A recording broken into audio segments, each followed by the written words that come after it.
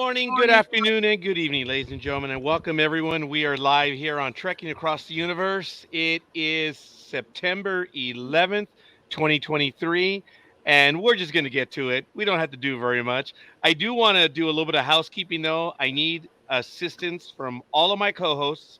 I need you to go to all four of the Facebook pages and make the announcement that we are not live on the Facebook pages for whatever reason.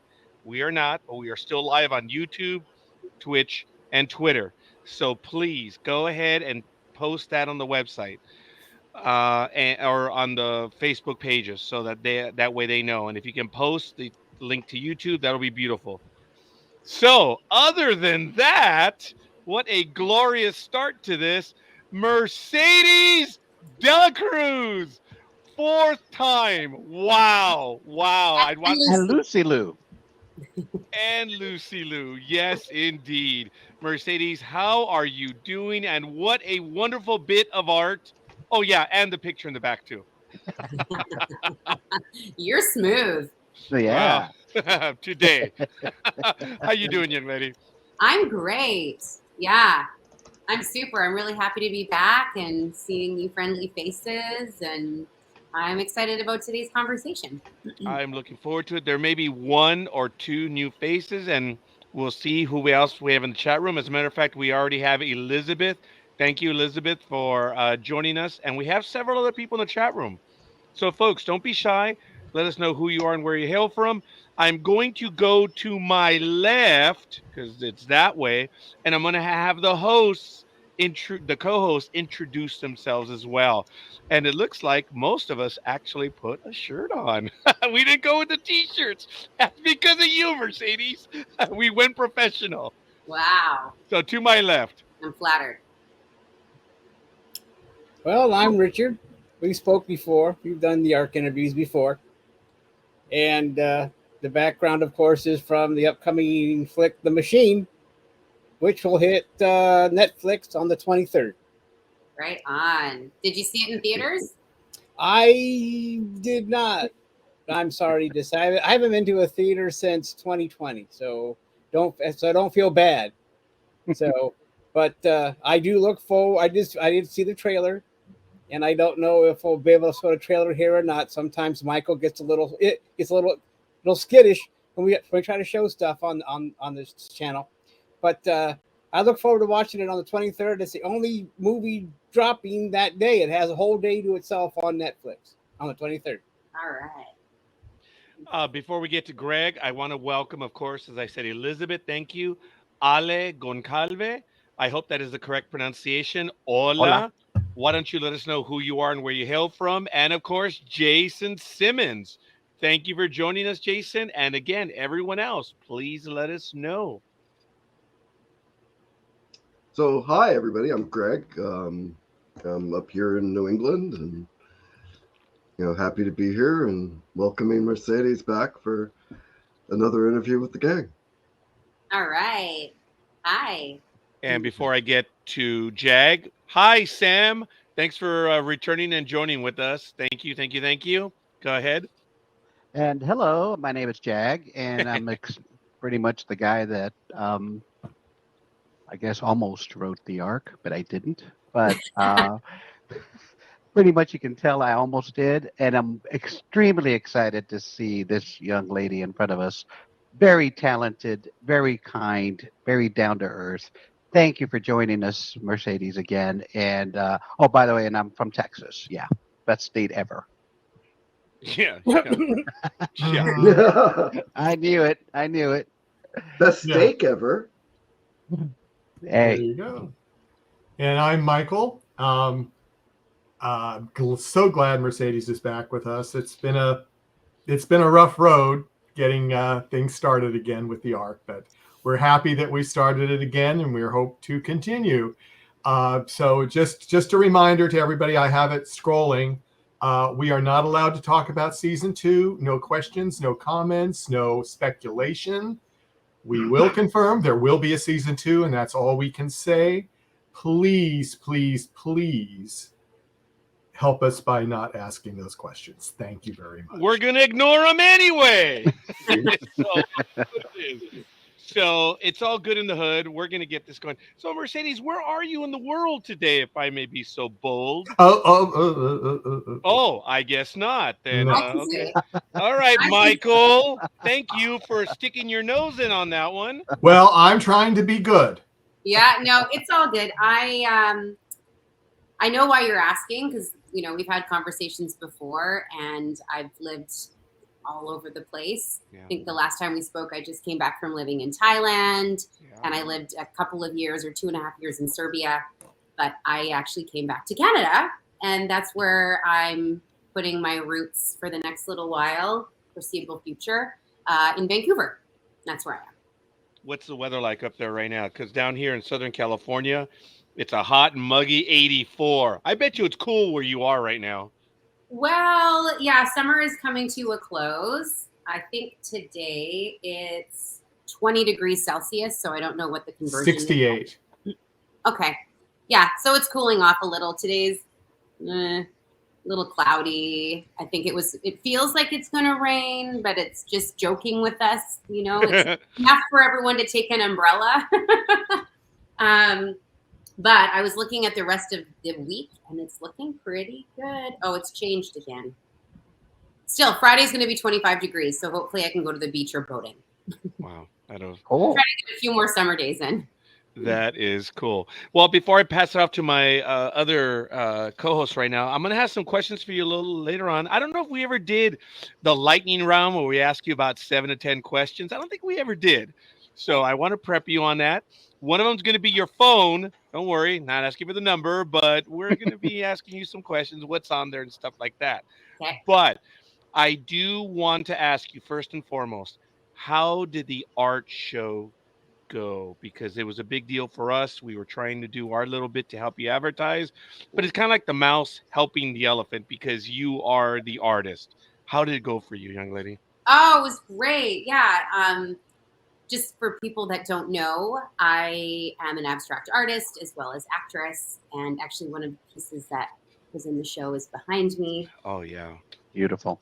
Thank you. That's There's beautiful. that one. I have actually like 3 on this floor right now. Awesome. My walls are just coated with artwork. I don't have a studio right now, so when it's not exhibited, it's up everywhere. And I've given a couple of my friends some pieces for their house too, so they could hold on to them and keep them On loan?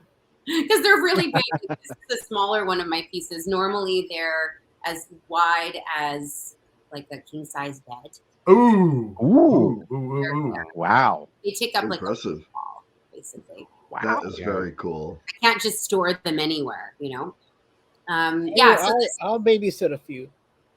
sorry. I said I'll babysit a few. He'll babysit a few. Oh, babysat. Yeah. Babysit. Yeah. Sure. If you want to pay for the shipping, Oh, no, Oh, actually, don't tempt me. Don't tempt me. right. No, I created a lot of the pieces that are displayed here and that I had in the art show. I created in Thailand, and you can kind of tell by the colors and the feel of them that they were inspired by me living there, which That's awesome. was a really beautiful time for sure. And I also got to get away for the winter months, which you always like to do. Like, I don't personally love the cold weather, so being in a warm climate is all really what I want to do all the winters. I'm sorry. I want to point out that Ale is from Uruguay. That is cool. So we are clearly an international audience today, and I forget where Sam is located as well. Romania. Yeah, that's right. Thank you for that. Way to go, Jag. Someone's paying attention. Right Yes. on. Right. I've actually filmed in Uruguay before, so that's cool. Really? Wow. And I remember That- the fan in season 1 that called Helena Trust a snake from Uruguay. So on Twitter, that now I've it's heard called some funny things. I've heard she-devil. I've heard snake, demon woman, like stuff, which really. Well, it's a testament. It's a testament yeah. to your acting, Oh Right. yeah. because I did not like Helena at all. Thank you. Oh, That's funny. I hated your character. Oh, thank you. appreciate that. Very well performed. Yeah, it's been cute. Like when people diss Helena, I think it's like such an honor. And some of my friends are like, "Oh, that must be so hard for you." Not at all. I love it. It was natural.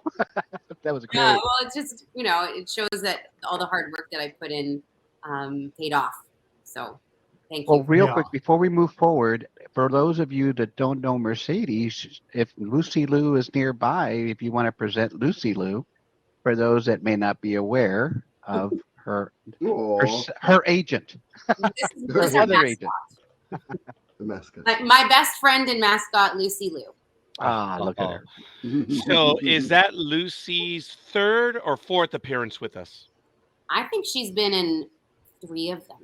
Yeah. 3 podcasts. She just wasn't with me that one time when I was in Whistler. Yeah. That is cool.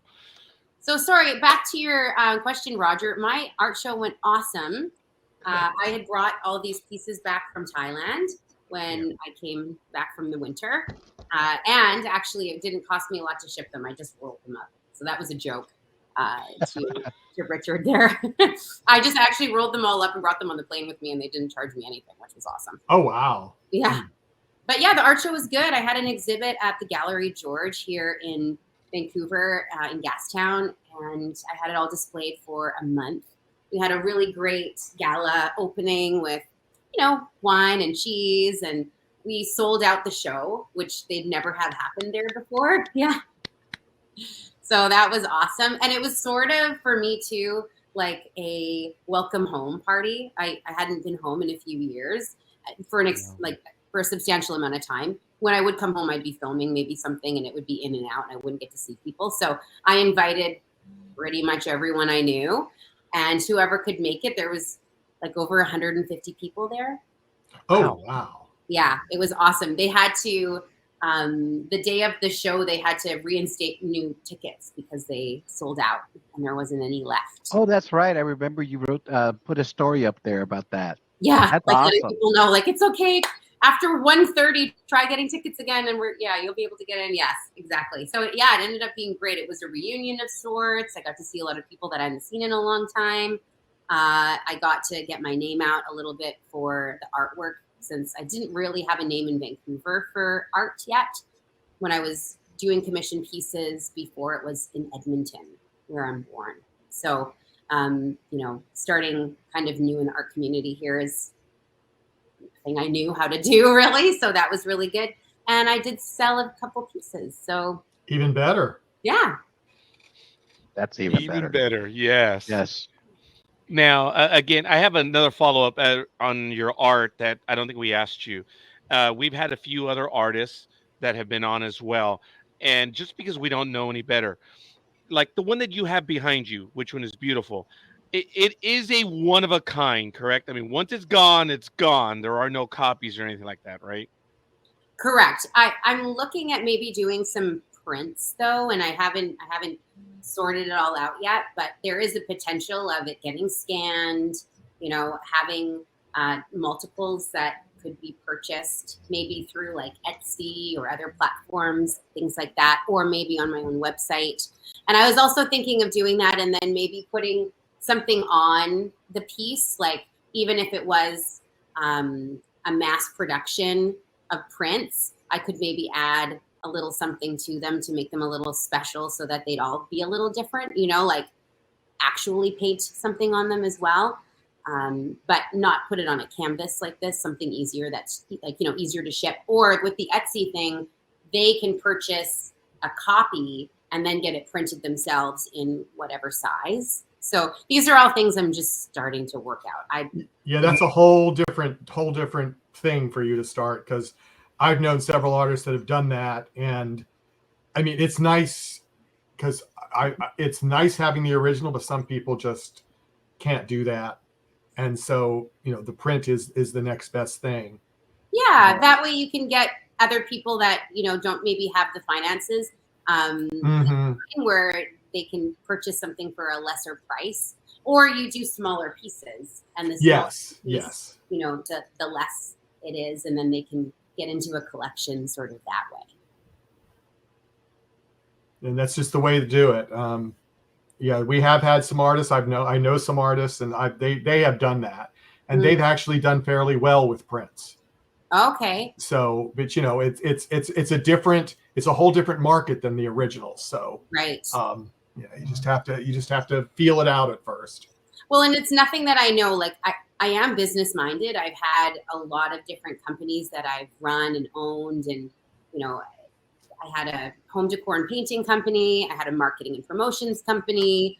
Obviously acting. I had an energy healing business. Like, I've done a lot of things, but when it comes to the business aspect of it, I don't really know, So it's about employing people that, can help me, or getting advice from others. And I've been reaching out to different artists, looking for a mentor in the city, also some art space. Oh, and I found a new place to live. That's another thing that I was looking for last time. Yes. Yeah, I'm moving in at the end of the month. I'm really excited about, but it's not really big. So it doesn't have a lot of square footage for me to be able to do my artwork there as well. Because all these pieces that I do have to be on the ground flat. Yeah. I throw paint, I spread it, I spray it, whatever. If it was on an easel, it would just drip down. So I do need the floor space to do that kind of stuff.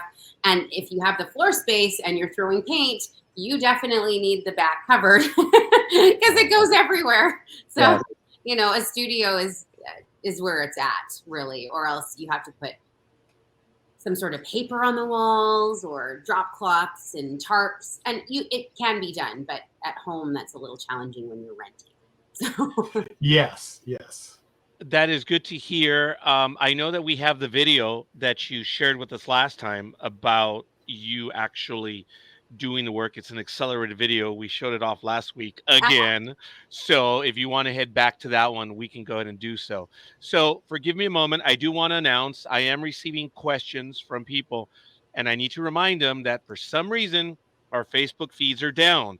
But we're on YouTube, we're on Twitter, or whatever, X, formerly known as Twitter, or whatever it is.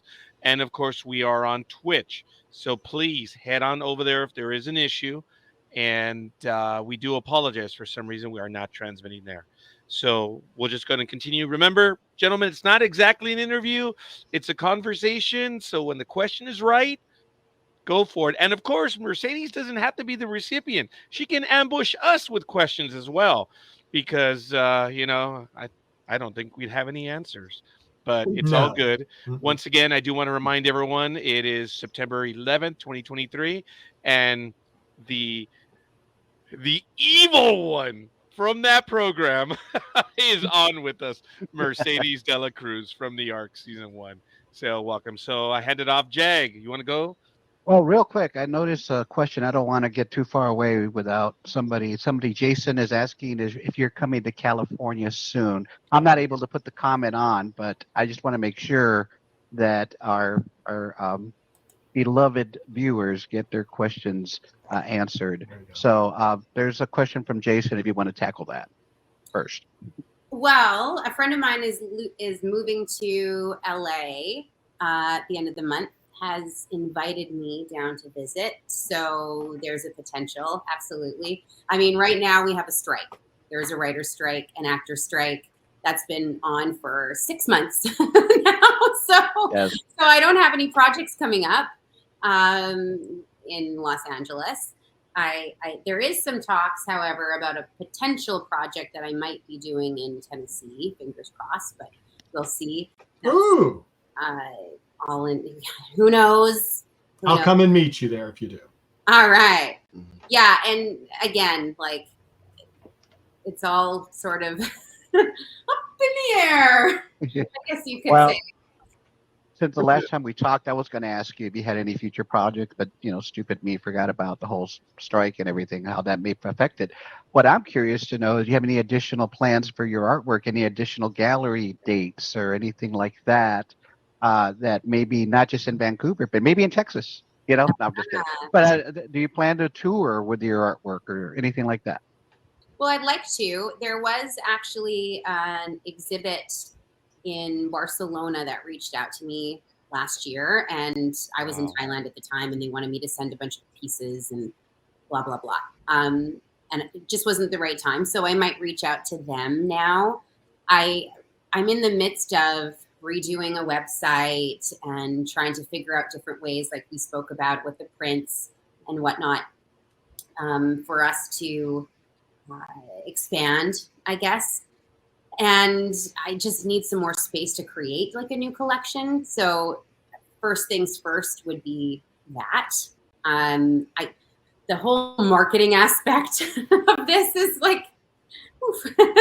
it's not my forte. I wouldn't know So where I'm to start. learning as I'm going. What's that? I wouldn't know where to start. Yeah, I'm just asking people. I have a lot of friends that are, really creative and have some ideas for me and whatnot. And so it's just getting like one foot ahead of the other and seeing where it goes. I had a really busy summer. I was in Italy. I did a tour of Italy with some friends. And then I went to Serbia to see friends. And then the next month I went back to Serbia and visited friends. I was living there for 2.5 years. So it's my second home. You had one or two friends there. Yeah, I got a lot of friends there. And ice cream. And What's ice that? cream. Oh my gosh. Yes. The And ice gelato. cream, the gelato, the food. Yeah. It was such a great visit. I also went to Budapest to see the Depeche Mode concert, which was killer. Oh, fun. What's that? Very fun.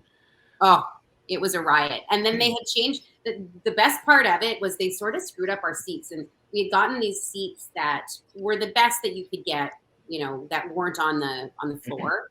Didn't really want to be in a crowd.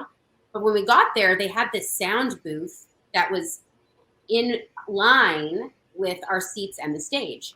So it was blocked, basically. So we went and we found the Live Nations rep and talked to them, and then they moved us to the VIP section. Ooh. So we ended up getting like the best seats. Didn't Wow. have to pay more for it. It was a great show. Yeah. That From was what I awesome. understand, being right near the sound booth is actually really good for the sound. Yeah, because that's where that's- the sound engineer is Yeah. grabbing all the But sound. I couldn't Yeah. see the stage. That's So true. Yeah, it's like being blind and going to a concert. that's true. Right? That's true. But And yeah, I'm I was glad- gone all summer. Like every month I had a different location planned, and I was just home in Edmonton this past month as well, like a couple weeks ago, and I was just there this weekend. So I haven't really had a lot of time to focus on my website and all that stuff. So I am doing it now that summer's coming to a close and I'm not at the beach boating or away. I'm going to focus. Well, I'm glad that Michael had put up your Instagram momentarily, because people, if you haven't followed her on Instagram, both her official account and her artwork account, that's a must follow, because you get to see not only what she's talking about, all the places she's gone. She posts quite often about all the places she's going, but the artwork Instagram is also a treat, just to see all that work and just come to life. And if I'm not mistaken, there's video of how you produce that. So you definitely, if you're seeing it, scroll. Thanks, Michael or Roger, whoever put it on. Thank you for promoting that, because it's really awesome to see this side of you from what we're normally used to seeing. Because normally we associate. I was gonna say we normally associate it with an airlock. So good to see this side. Thank you. I appreciate that. And just remember, her arc would be #1. So it would have been. Lower the shirt. Show the Oh. shirt. Arc 1. Oh, There you go. Oh, there, even better. Yeah, That this was our crew shirt that we got the last day of filming, and on this side it says Belgrade Crew 2022, the arc, and it has a picture of the arc. Oh wow. Well, that's the badge, and then of course Arc 1. And So I was And- walking around being the king of swag, but you just outswagged me. Sorry, buddy. That's awesome. Great. This is probably, I wore this shirt I think as I was leaving Belgrade, like maybe on the plane or something like that, and I've worn it maybe one other time, and I forgot about it. I had it all folded up, and then today I was what am I going to wear on the show? And I had some other sweater on and I was hot. And then I thought, oh, I could make this really creepy and wear my actual costume, which I have right here. When I went back to Belgrade, I picked it up. I had it in my closet. I love the tag on top. I know. That's cool. Our costumes department. They were amazing. That is so cool. Even Vasich English. She's Jonathan English's wife, and he's one of the producers. She's the head of the costume department, and she is incredible. She came up with everything that you saw on the show. The outfit that we're wearing, the spacesuit, was really cleverly done. She did a lot of research about how she could, still make it thin enough so that we weren't super puffy. And she used technology that they were coming up with in NASA, using like some sort of wire or something inside that is a compression suit but isn't big. And then they also did use larger ones when we first got out of cryo, and then tighter ones after the fact, because after it compresses, or when the compression goes out, then it would be looser, or vice versa. She came up with some really amazing stuff, and they just all these little attention to details. Like, she gave me this and put this inside. Like, she didn't have to do that. So that's amazing to see that. Yeah. It's bringing back memories of that episode. It looks like a finished garment, not just a costume. It was a pain in the butt too, because I was going to say like a funny joke about being a pain in the butt, but taking it down to go to the bathroom was a real challenge, because it's a piece, and it also had this belt, but the belt we had to use like tape on it for it to stay. If you go to the bathroom, you have to take the tape off, but the tape is double-sided tape, and then you also have your pack, right? For your mic. It wasn't Velcro, it was actually two-sided tape. Yeah. Wow. Exactly. Because it was constantly changing, like depending on how much I ate for lunch. Well, they appeared to be functional on screen. I mean, you can't tell. It looks great, but just don't breathe or have to go to the bathroom.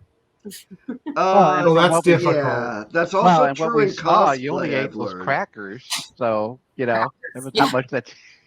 Only ate the little crackers, really, so there was not much of that, right? Oh man. Speaking of costume, I was going to bring this up later, but I think it's perfect since we're talking about costumes. Halloween's coming up, and wouldn't it be awesome if we had a season 1, characters of costumes? And I was actually talking to Michael the other day. I said, wouldn't it be great if you go to the Halloween store and see a Helena suit, and then you could buy the airlock separately? That's funny. Yeah, but I was thinking, if you had a choice besides Helena from a season 1, who would you pick as a Halloween character to go trick or treat with? Oh my gosh. Oh, that's such a good question, and such a hard one at the same time. I love Halloween. I love dressing up. All of my best friends are massive dresser-uppers, and they love to match. Like, almost every single one of my girlfriends has a separate costume closet. Wow. It's crazy. And even when we have some sort of party, or if we go out in a group, we'll often try to match or wear or buy matching outfits and stuff like that. So it's pretty funny to see. What will I be? Okay, let me come back to that question. Okay, sure. I'm going to have to put some thought into that. Sure.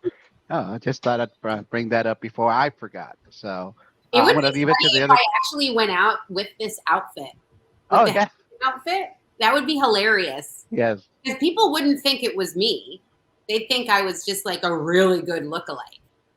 Yes. That's probably true. That's probably true. Person or somebody, yeah. Yeah. Interesting. Well, wow, she really did the makeup just right. Yeah.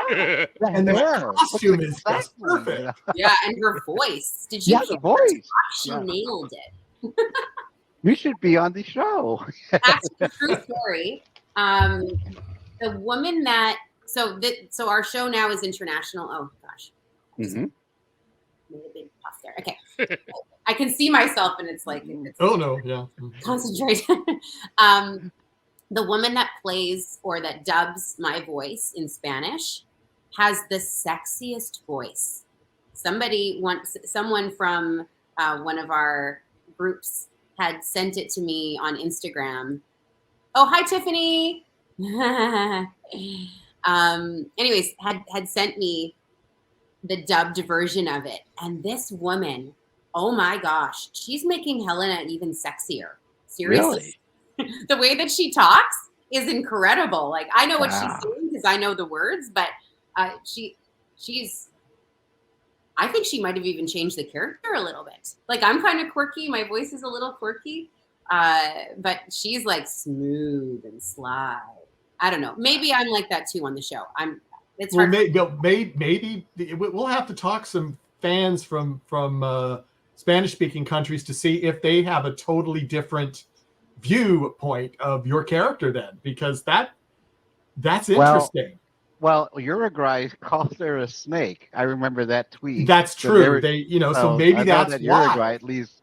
But and I do remember I caught the list of all the people that played the different characters of season 1 of the arc in Spanish. And I don't know where I found that, but I actually posted that somewhere. But yeah, that would be interesting to see if they had provided a different inflection on that character based on that, the way they read it. So, Right. but yeah, if they had done any improvement, it wouldn't have been much because you flawlessly played that character well. Well, thank you. Actually, the woman that does do my voice in Spanish, she contacted me on Instagram, and we were talking a little bit, and she was so sweet. She was complimenting the acting and saying how much fun she's having doing it, and she was really lovely to talk to. And I wish I knew her name right now. I'm going to try to find it. Mercedes. No, just kidding. I do want to welcome. Sorry Go about ahead. that. I do want to welcome Danny P. and thank you for letting us know you're from Chicago. Tiffany, let us know where you are. I know where you're from, but let everyone else know. And ladies and gentlemen, once again, we're well into tonight's program. We are here, all of us, including the audience, are here to have a conversation with Mercedes de la Cruz. So this is absolutely awesome. Tiffany says, I saw you and Samantha laughing about Kelly killing you. Oh, wow. Okay. Yeah. That must have been rather funny. Yeah, Well, it was a story I think you all did on Instagram or something on the day of that episode. And you guys were talking, and she says, "Why did you shoot me?" And she said, "Well, you shouldn't have come at me," or something like that. I yeah, think it wasn't my fault. Yeah, it wasn't my fault. That was Well, so cool. the woman that plays Kelly is Samantha Glasner, and she is a doll. She doesn't appear until a later episode, like I think, maybe the one before I die, or maybe the one that I do die. I can't remember exactly. But we actually, it might have been 2 before, but we didn't have any episodes together until the one where she shoots me. But when I met her on set, I had already been on set for a while, and then she came, and she was just new to being part of the crew, and she was going around and meeting people and stuff, and she was lovely. She came and sat down, and we were like instant buddies. And she's actually living here in Vancouver as well. So when I came back from being in Thailand and moved back here, we started hanging out quite a bit, and we would watch the episodes as they would air on CTV here in Canada. We'd watch them together and we'd take videos and stuff. And it was just really fun and kind of funny to think that the woman that killed me was sitting next to me. Yeah, that was a mind blow for me. Birds of a It's like, feather. wait.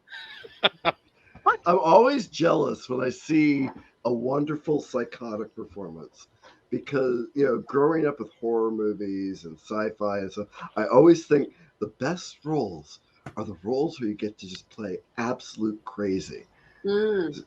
So, and it's like when you see people like Samantha playing these characters, it's like, God, that looks like so much fun. Totally. That's exactly it. I even before I was playing a lot of best friend roles, in Hallmark movies or other romantic comedies. I would be the nice girl or the best friend, or which is not a stretch for me because that's how I be in the world. Like I'm just a nice person.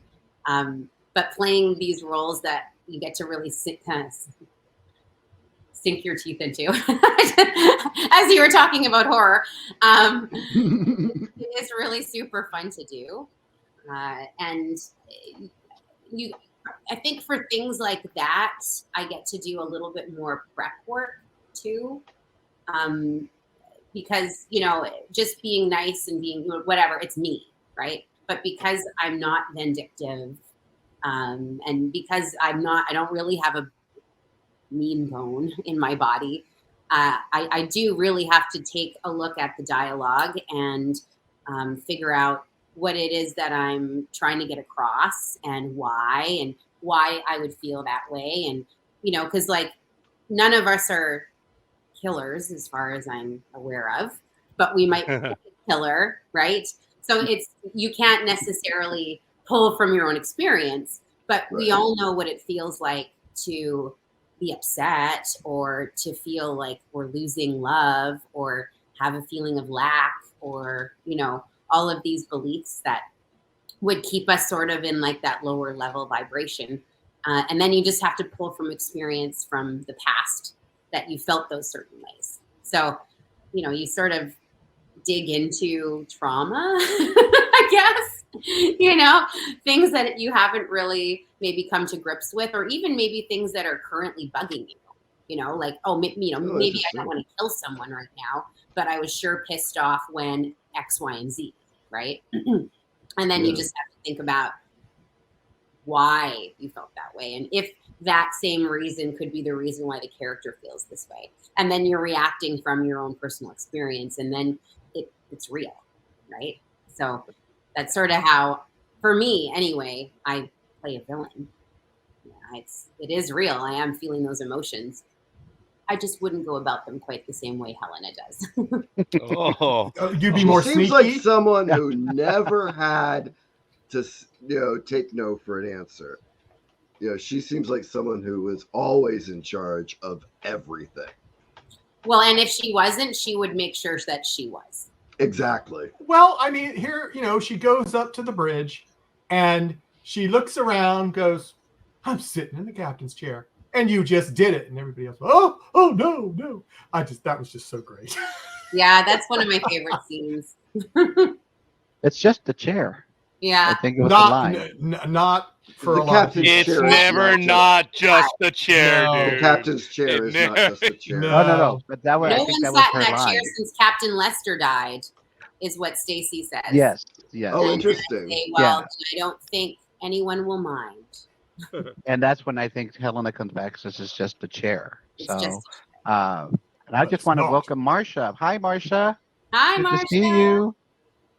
She made it. Yes, and as a matter of fact, I'm going to interrupt on that one. Marsha, good thoughts. I hope your sister is doing well. Oh, that's right. Yes, and Marsha, thank you for taking the time to visit with us, because I imagine that's where your mind is right now. So, Marsha, thank you for being on with us, and I hope she is improving. I hope so too. And as a matter of fact, everyone is saying hi to Marsha right here. Yes.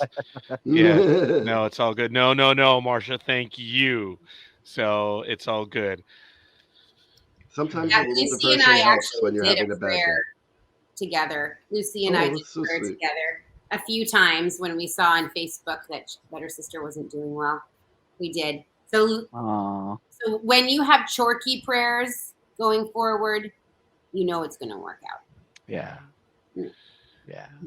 I thank you for that. And Marsha, yes, thank you. That's good to know, Marsha. So let us know. We are, yes, we are family. Richard, come on, jump on in and join the conversation. I know you're waiting there on the side, young man. So, whoa. Okay, what does the cup say? Bless the hot mess. Bless this hot mess. Oh, bless this hot mess. Okay, sorry. I do not see New a mess New at glasses all. there, Roger. Yeah. All I've right. had this cup for so many years, but it's the best because it's ceramic and I can put it in the microwave, but it also has a to-go lid. So even when I moved to Serbia, like I gave all my possessions away before I moved, but I brought this. Really? Well, I like my tea and I like it to stay warm. There you go. That is cool. Tiffany says, I'm glad that you brought your fur baby, I brought and it of just for you, course, Jeff. yeah, that Actually, is cool. Lucy was with a friend of mine, a dog sitter, over the weekend, and I made sure that I got her back in time for the podcast. Aw, That is awesome. So, that's Michael, nice. on IMDb, do we have to create an entry for Lucy Lou? We probably do. Yeah, Okay, She I needs a credit. appreciate. Oh, I'm sorry. She needs a credit. yeah, she Yeah, really but does. as far as that ended, that's you, Michael. So good luck with that. I'm not going to even try. But Richard, come on, buddy. I know you're here. Come on, jump on in, Yes, man. I'm here. Well, you Yes. guys have been having a pretty good conversation. So I guess, my guess, I know you've been talking about the arc, but I guess I want to go back. Did you get to meet Mark Hamill on set when you were doing the that's machine? right. And if you did, what was that like? I had no scenes with Mark Hamill, sadly. I play on the movie The Machine. I play Bert Kreischer's teacher. So if any of you have, or if any of you haven't, seen the stand-up routine for The Machine, he talks about going to Russia on an exchange program, and he talks about his teacher, and I play his teacher. So in the movie, we have flashbacks of him as a child, and then you have him as an adult now, which is played by Bert and his father, and they are having sort of like, father-son issues. I guess there's past trauma from childhood that they're sorting out. However, when he was younger, you don't see the dad in those flashbacks really, except for when they're talking about the lighter. But that's something else. So I didn't have any scenes with him, sadly. And I actually didn't even have any scenes with Bert, but I saw Bert all the time. He was producing and he was constantly there writing. And you know what? The funny thing was, even when he wasn't on set, he still wasn't wearing a shirt half the time. So it's not just a shtick. Like, he really doesn't like shirts. Wow. Was this your first movie? No, when I first moved out to Vancouver, I did a movie that was Zack Snyder's film called, oh my gosh, I was just talking about it. Wow. We should have IMDb open. I That's should our have fault. IMDb. Sucker Punch. Jesus. Oof. Sorry. Sucker Punch? Wow. I took something for my throat today, so I don't know if that's affecting my brain, but anyway.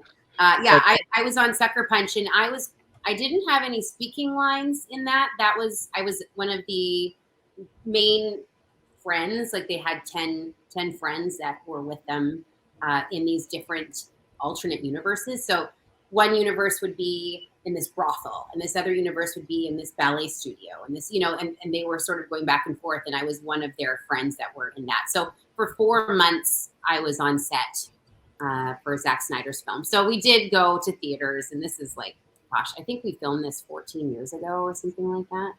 I think it was 2009. So 14 years ago. And then I went to theaters and saw that. So that was my first big movie that I worked on. But this was the first time that I had, I guess, a substantial role in a Hollywood film where I'm talking. But I've been the lead in other features, but they were independent. So. Good. Okay. I was going to ask another question, but I want to give other people a chance here. Roger or Michael. Richard, did you have any others right now? Because I'm sorry, I'm watching the chat room and everything. Right, I apologize. Otherwise, okay. I have my questions. If Richard doesn't, we're going to do a speed round. I guess I did. I mean, it's too bad you didn't get to meet Mark Hamill. I guess being a fan, I guess I would have wanted to meet Mark Hamill, but yeah, that's just me, But just so I could pass out if I did. So I guess going back to your art, who were your inspirations, and did you ever watch Bob Ross on TV to get inspired by how he made it look so easy to do? Right. Well, Bob Ross, he's fantastic, and he does more like realism, right? So he's mimicking what you see in nature mostly. And if you look at these yes, this is floral, but it's really not a mimic of anything that I saw specifically. And the way in which I lay the paint down is more, I guess, what would be the word? Like sporadic, you know. I'll throw the paint and I'll see how it lands, and I'll use a putty knife and I'll throw more and I'll see how that lands. And then when that layer dries, then maybe I'll use a trowel and put more. I'll use a squeezy bottle, and it starts. It gets created as I go, rather than me having a picture in my mind and saying, "This is what I want," and now I'm going to create it. I use a blank canvas, start laying down colors, and see what appears. So it's a little bit more going with the flow, I guess you could say, and it's abstract. So sometimes I don't even know what it is at all. Even when I'm done, I'm like, well, it looks nice. The composition is there. And then, I might have a feeling about it or something like that.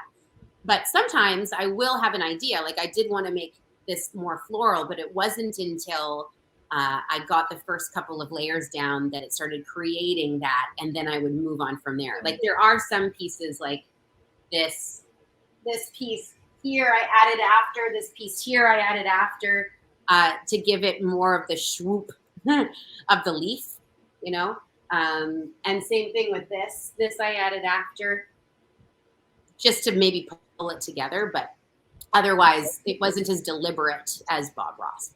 Well, Bob Ross like to throw his paint around too, like to bang his brush. So I mean, I just want to know if you like when you watched him, if you just thought, well, I'd like to be an artist sometime. Oh yeah.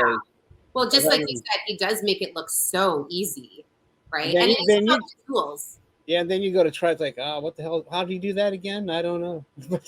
He did, but he had to practice for years too to get that technique down too. Oh, so, for sure. And it's like he woke up one day and said, "I'm going to do this." But yeah.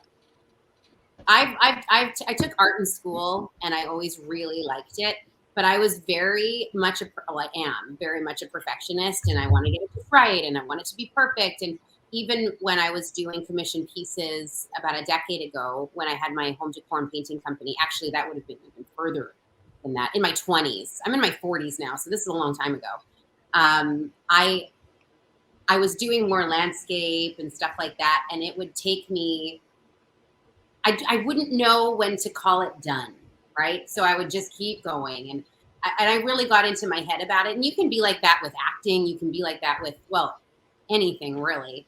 As the years have gone on and the more work I've done on myself, I'm able to just like go with the flow and do, where before I would stop myself. And like before I could see the end game, I wouldn't want to start. I'm like, okay, if I don't know how to do it properly, then maybe I shouldn't start it at all. And I would stop myself if I couldn't see the full steps, whatever. Now with this was the beauty of doing abstract, was you just throw it down and then see what happens. And that makes you free. And then you're going with the flow and you're seeing like what the next thing is, and you're following the energy of it, which is very much so how my acting has improved over the years as well. I'm not trying to be anyone. I'm just, well, of course, a character, but I'm not trying to force like a cry here or an emotion there. It's doing my work, figuring out the character, being in the emotion of whatever comes up, and then just allowing it to appear, which is the same thing as the artwork. So they've actually kind of gone hand in hand, which, I didn't think it would be that way when I started doing my artwork more full time. But it is sort of the same kind of process, and it allows you to be more free in allowance, rather than being more jagged and trying to make a round peg fit into a square hole kind of thing.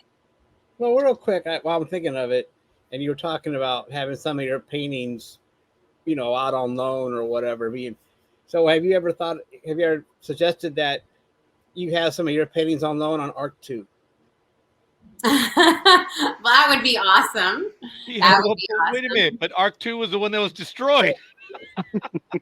Well, I'm still here, but that's a whole I think he means season 2. Oh, yeah. Oh wow. Well, maybe they can find some floating around in space and they grab it and they just put it in Arc 1 or whatever. And then You never know. you never know. I guess That you're would right. be I guess, cool. but anyway, that's true. But anyway, it would have been cool. Having how Arc 2 had all the art and stuff. So it would have been awesome. Another vault somewhere that they uncover. Another hidden room. Yeah. You never know. I do want to get to some of the questions.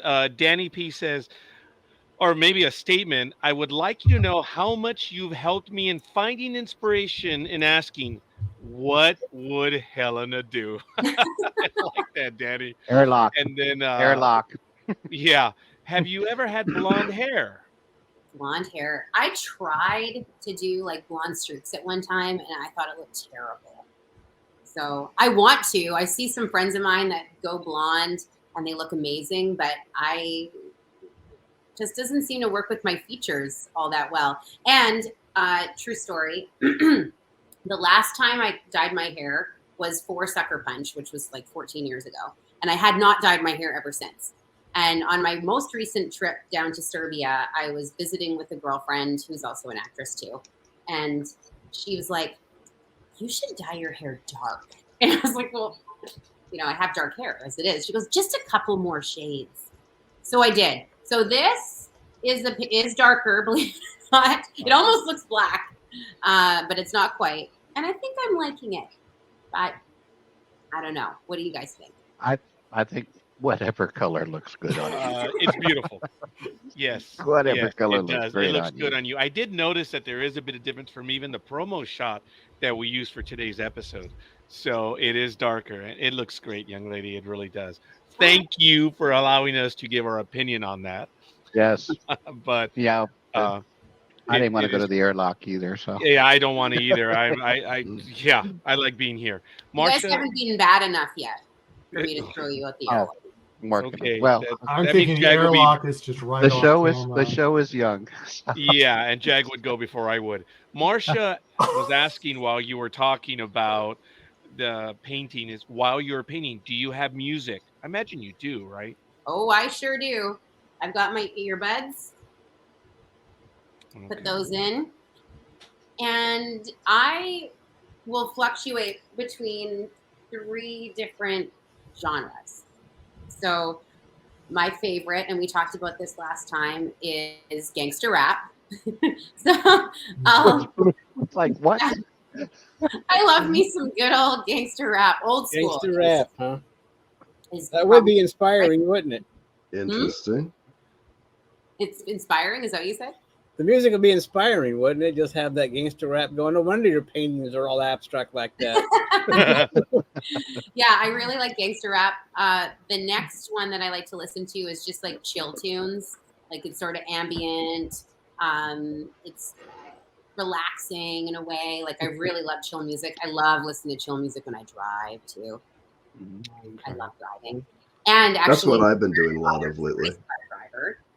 Ooh. And I've always sort of felt like I should be a race car driver too. Just I'm the first off the line. I like to be ahead of everyone. I'm not an aggressive driver. I'm an assertive driver. No, you just want to win. That's all there is to it. Well, there's that. Yeah. Well, if I ever get my new car, Mercedes, you can come down and test it out. If I Ooh, ever what do you get it.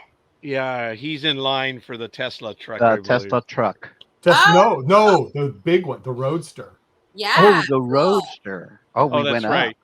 An No, upgrade. actually, he's been in line for the Wow. Roadster, but he also has a Tesla truck that he wants to get as well. Yeah, so That's fair. Awesome. I have a few other comments. Hold Sam on. said, "Oh, I'm sorry. Oh, The yes, last young lady. bit of music. I really like the 70s, and I listen a lot to Paul Simon, Fleetwood Mac, the Commodores, stuff like that. That's the other hits that I listen to. So going back to the question, those are the 3 kinds of music that I listen to. Excellent. Well, Nice. that one ruined one of my lightning round one of his questions. lightning round questions. Yeah, Yeah, but it's yeah. all right. Well, Richard got another I one figured too. that's what you were going to ask about on my phone. Well, Uh-huh. kind of. You already revealed a little bit about the phone, but it's all good. It was a bit more specific, but I appreciate that. Sam says, like Jackson Pollock, everything on the canvas was random. Yeah. So that is cool. Tiffany made the comment, it is therapy for you. And then Sam also said, starting doing things before knowing the end result is something we all should do. Sometimes we learn on the way. Yeah. Yeah, well, and going back to that comment, she asked, is it therapy for me? Not it is therapy for me. And yeah, I'd have to say it is. Okay, boys, I got the first airlock duty, obviously. Yeah. I can read that. need Too. to- I got I just- reprimanded on air. I just think she pressed the button too, Roger. So watch out. Yeah, it's all right. Well, we're Oh, good. I think- And I thank you for that, Mercedes. That's good. All right, we're going to start the lightning round in a We moment. need a GoFundMe for new glasses for Roger. I think. Yeah, I think it's just all trying to watch all the stuff I'm getting. I'm having technical difficulties. No, it's You're busy. You're a busy boy. I understand. Just a little We bit. were I'm talking just about it. here, keeping a good check of things for you. We were talking about it earlier, Michael and I, how we were looking forward to this, the show, but we were now feeling what you all were feeling when the show was out and you could only talk about certain things. Yeah. So we're now feeling the other side of that. Exactly So- what you did. That, where we're being very conscious of what we can ask and what we can't ask. And I was telling Michael, that has got to be the way they felt when we were like, oh, here watching the show, go, hey, what happened here? And you all had to discipline. So we're getting a taste of that. Well, I think the first time I was on the show, my character, It was a surprise. my character hadn't died yet. So there was like all of these questions and things that people were asking and this and that. And I was like, right. Yeah. And Yep. yeah, it's definitely a weird sort of predicament to be in. And then even now, like, with the writers and actors strike, we're not really supposed to promote anything. So it's sort of been nice in a way to not be on social media and, doing all of that. But it's also, more challenging keeping your mouth shut about things that you want to talk about or questions that might be out there. And even some things that I've said, which were about season 1, could be construed as something else. So, yeah. Yeah, it was tough. Yeah. It's- We're it's- feeling it. We're feeling it now. So Yeah. You made that comment early on. I don't know if it was the second episode that you were on with us, and I remembered. I took it to heart. I appreciated it, where you said something to the effect of, it's obviously being a part of the project, listening to everything that's in fandom, what's on this program, whatever. It gave it a different flavor to you, something to the effect where it's like, oh wow, I didn't think about that. Oh, so And- a lot of the stuff that the fans will come up with, I yeah. think the writers maybe didn't even think of. Like it's incredible. The you guys and the fans in those groups and stuff have been so cool, so lovely, and very supportive. And there was actually even someone today who sent me some stuff. Oh, darn it! I was telling him about the podcast. And he said he didn't know anything about it, and I didn't send him a link. Darn it. Anyways, he created a scene. He's an editor, and he created like an arc clip and sent it to me. But I mean, I get all this stuff all the time, and people reaching out and just being so kind. And I couldn't be more thrilled to be on a sci-fi. It's really changed the interaction that I have with fans, and I don't is know. this the only sci-fi you've done? I don't remember seeing any other sci-fi in your, at least the bio that's on IMDb, but maybe I missed it. Is this the only sci-fi that you've done?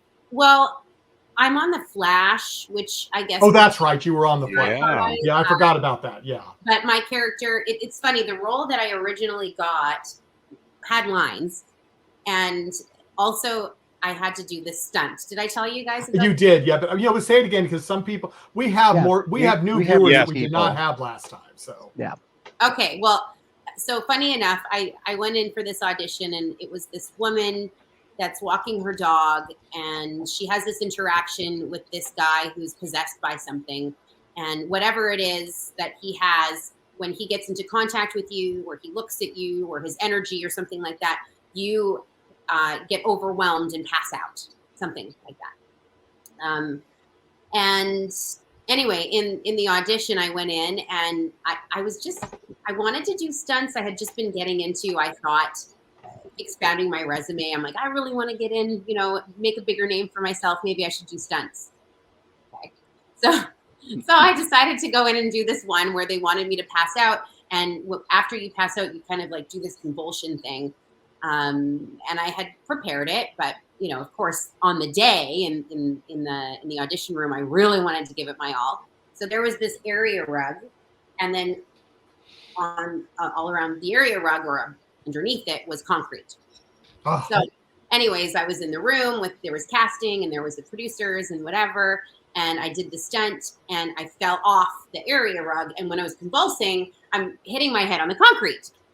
And I didn't know anything about stunts. And really, I mean, if you were going to be doing that, you would maybe hit your hand on the concrete to make the sound or whatever. And I didn't know any of that. I was just giving it my all. So I'm actually smacking my head on the concrete. And they were like, bravo, you're amazing. How long have you been doing stunts for? are you dead? Huh? Are you dead? Yeah, well, I mean, it might have hurt, right? But I just was like, oh, yeah, no, I'm new to stunts, and it's really fun, and blah, blah, Her blah. brain is falling out. Do you know your Uh-huh. year, your name? It was definitely like it was sore after I had a bruise here. Anyway, so I get a call back, and then I go to this other office, and I was telling them the story because you walk in and you want to introduce yourself, and it's always good to say something about yourself or be personable. And so I told them this funny story about me smacking my head on the concrete, and they were like, oh my gosh, you're hilarious, whatever. So I go and I do the scene again, and this time it was in a smaller office, and there was a table with a sharp metal edge and glass. And when I go to do the stunt, I fell. Now it was full carpet, so that was good, but I must have missed that edge by like millimeters. And so when I did fall, I heard like this from the producers that were watching. And I thought, oh my gosh, they think I'm awesome. I find out later they were like, they came over and, are you okay? And I'm like, yeah, why? And, they were concerned about me hitting my head. Anyway, long story long, at the end, I get cast for the role, and I think it was like a week before production was starting. And I get a call from my agent, and she said, I'm sorry, but they cut the role. So it's not a speaking role anymore. But Mercedes, they still want you to do the stunt. And so I did it. I went and I did the stunt. They still had a stunt double for some reason, but we didn't use her. And I think that was the only stunt that I did. After that, because again, on set, I'm walking on the sidewalk and I smoke my head on the concrete, and I end up again hitting my head on the concrete and missing the pad, and I had whiplash, and I just decided that my body doesn't like doing stunts. So anyway, that's what I ended up doing on the Flash. In the end, I didn't even have lines, but they paid me well, because if you do stunts, you still get paid really well. That's cool. And it's good. And a bicycle helmet. Yeah. Or for the medical bill. Brace, a helmet, pads, something. Yeah. I want to take a quick moment. We are starting the second hour here on Trekking Across the Universe. It is September 11th. Glorious guest, Mercedes de la Cruz. I'm Roger. That's Richard. That's Greg, Jag, and Michael. And everyone in the chat room, we love... and Lou. I am so sorry. Yes. That's why I'm the first one thrown out of the airlock. Not Jag, as I was hoping. But it'll be me, the first one. So I want to take a few moments as we go into the next hour right here. All right, we're going to do a quick, a few questions, not too many. Some maybe you already repeated, so I apologize. So first question, iPhone or Android? What do you have? iPhone. Okay. On the iPhone, even though you told us a bit about the genre, if you look at your phone and you go to iTunes, what is the first song that we hear on Mercedes de la Cruz's phone? Okay, well, I don't use iTunes. I use Spotify. Spotify. Fair enough. And right now I'm listening to Xavier Rudd, and it's Follow the Sun. Xavier Rudd. Yeah. Can you hear it? Yes. Mhm. Okay, it's a gooder. It takes a little while for it to start. Yeah. Wow. See, it's chill, Yeah. relax, and then Yeah. his voice is really good. Let's see if he starts here. Yeah, just now. I wish I could make it go faster. Oh, it's all good.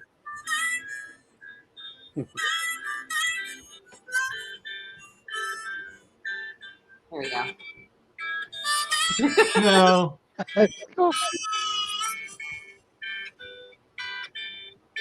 Imagine hearing that. There he is. Follow the sun. There you go. There we go. Yeah. All right. Fair enough.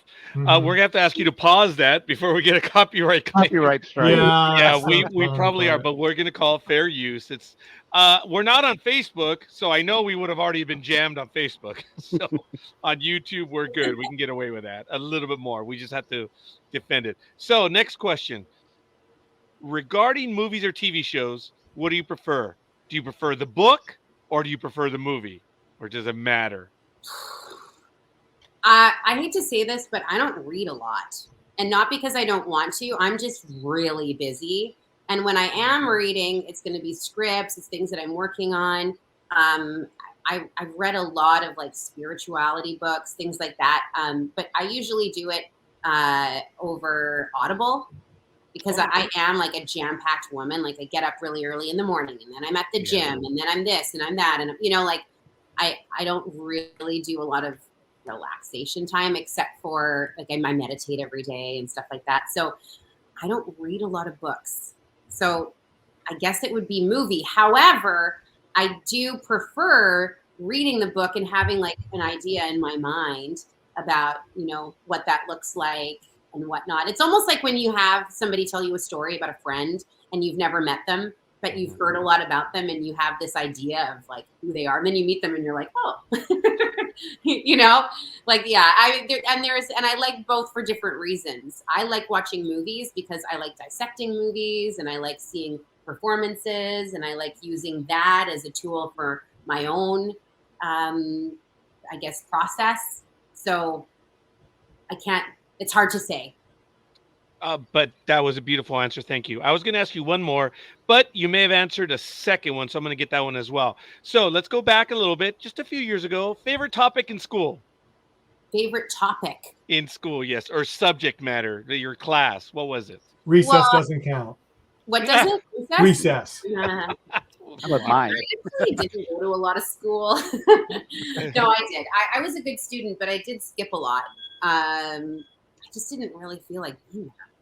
But I did well. I did arts in school, and so that was probably my favorite. All right. I like that one. So the next one, you may have answered it a moment before. Do you watch sports or do you play sports? And knowing that you work out, I guess we may have that answer, right? Well, okay. So I like going to see sporting events live. Right. Especially like, I mean, if you go and you see soccer, which it's not called that in Serbia, it's football in Serbia, the excitement in those arenas in Europe are wild, especially Serbia. You know, like they have flares going off, they have chanting, like it's a whole other experience. And I love that. I love going to hockey games. It's like the energy in the room. I never played sports in school. I was a ballerina. So you know, I wasn't on a soccer team or whatever they played, badminton, or I don't even know what people played. I was a dancer and I had like some years or during the year, there would be parts of the year that I would be in like 9 dance classes in a week. So that was my life. So I'm very active, but not until recently did I start playing a sport. And a couple of weeks ago, I picked up pickleball. and I love it. yeah, pickleball. Okay. Pickleball. Yeah, that's picking up. So fun. Like people make fun of me because I love drinking hot water with lemon, and I go to bed at like 10 o'clock. So and now playing pickleball, it's kind of like the sport that the elderly like to play. So people make fun of me like I'm a grandma. Just so you know, when I went to the Naval Academy last year to look at a sporting event, all the pickleball court, they were full with all the cadets. So it's not just old people. I mean, No.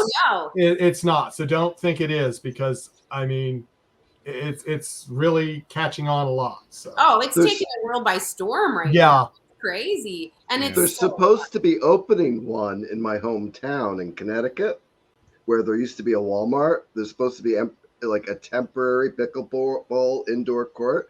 Oh, Maybe you can, get them to have you come to the grand opening out here. make my way. Yeah. I mean, I'm not good, but I want to be good. And the new place that I'm moving, my new condo, it's on Canby Street, which is a great area. Lots of families. It's family orientated. There's lots of trees, big homes, whatever. The woman that is my landlord, she's a pickleball coach. When she told me that, I was like, oh wow, yeah, I'm supposed to move into this place for sure. Yes. I had never heard of pickleball until like 2 months ago when TJ Maxx pulled out of moving into this property and they said pickleball would be going in there. I'm like, what the heck is pickleball? yeah.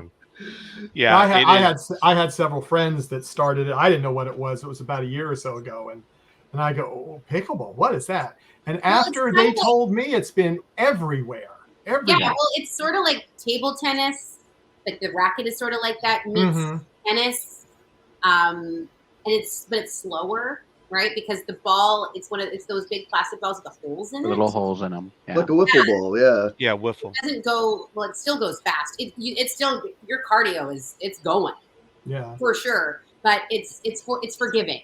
Like you can pick it up within a day. Not that you'll be good in a day. But and it's loud. That's one of the problems my town is having, because they want to put a pickleball court in, but nobody wants it next to their house. It's loud? Why is it loud? It's loud. Hitting the ball. All right, hold on a minute. Michael lives in Millionaire Row, just outside the Capitol. If a mouse makes a noise, all the neighbors are litigious. Well, Michael. yes, but no, I know, but that was the big controversy 3 months ago. Yeah, dude, It's if a car loud. goes by, the cops are called, man. Yeah. Well, yeah, when you walk by, they were called too. Remember? So do they also think golf is loud? There are no golf That's in the courses. next town. Right, there were no golf courses right there. Not in my That's town. so All the funny. towns next to it have golf courses. Yeah, and I'm needling him a little bit, but yes, it was very quiet. And I have a visitor. I believe Husker is here, so I'm gonna have to get to her in a moment.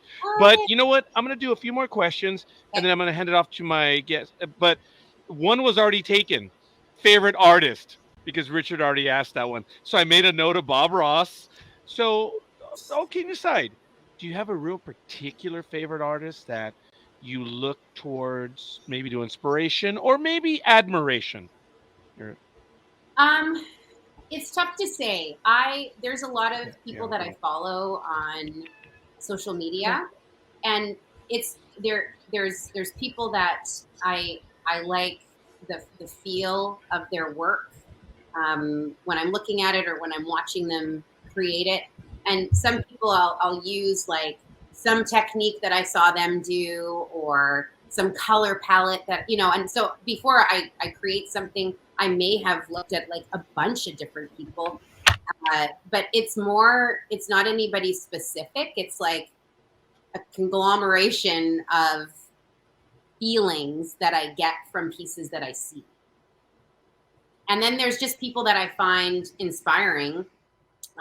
There's Bobby Burgers. She's an artist here. Now, her stuff does not look anything like mine. Let's see, I'll put that here. She's in the Okanagan. Bobby. And actually, I met her a few years back when I was traveling with some friends, and her stuff is just gorgeous. but it's floral, but not anything like mine is. So let me give you an example. Wow, she's got so much. So like, if you look like that, you know, it looks more like roses and different flowers like that, which mine does not. But I like her color palette, and I like her as a human. Like, I went to her studio in the Okanagan one summer, and she was just such a lovely human being, and her whole house was so cool. Everything was painted white. Her furniture was white, and then she just had like these punch of color artworks all around, and that was really beautiful to see. And she's such a beautiful family woman. She's got these beautiful children, and her husband is amazing, and he does like the promotion and marketing side of her business. Anyway, I just liked her as a human, and I liked her stuff, but it's not depicted in my artwork at all. And then there's other artists that I see that do like, you know, more like figurative, you know, they're using people or landscape or whatever. And I find it inspiring, but it's not anything that I would recreate. Okay, appreciate that. All right, I have 4, but I'm gonna skip over one. So this is just quick answers: light or dark? Light. Whether it's you, whether it's outside, what do you prefer? I know your hair's dark right now and you're wearing dark colors, but what do you prefer, light or dark? Oh, like if this was a lightning round, it would just be light. Yeah, light. Sure. Okay. Coffee or tea? Well, that's tough. Okay. I was gonna gonna say tea, but I've been drinking a little bit more coffee, and I do enjoy making it. Oh, okay. Yes, yes. All right, that's good. And then this will be the third one. Okay, you may have already have answered a little bit, but which song, movie, or TV stops you or stops whatever you're doing and you sing along with the song or you quote the scenes of a movie? What will get you to stop no matter what you're doing? Music. Okay. Music and which for sure. And it would be 90s hip hop. Oh, okay. That Right. is cool. If there's like a Notorious B.I.G. song on, or a Tupac song, or something like that, or I like big butts and I cannot lie, something like that. Yes. Okay. That is cool. All right. Well, I have one left. I'm going to get to that one a little bit later because that one's a little more on the heavier side, and it's a good question. But I'm gonna you've done very well, and I thank you for that. I don't want to monopolize because we have quite a few other questions. I mean, oh my goodness, look.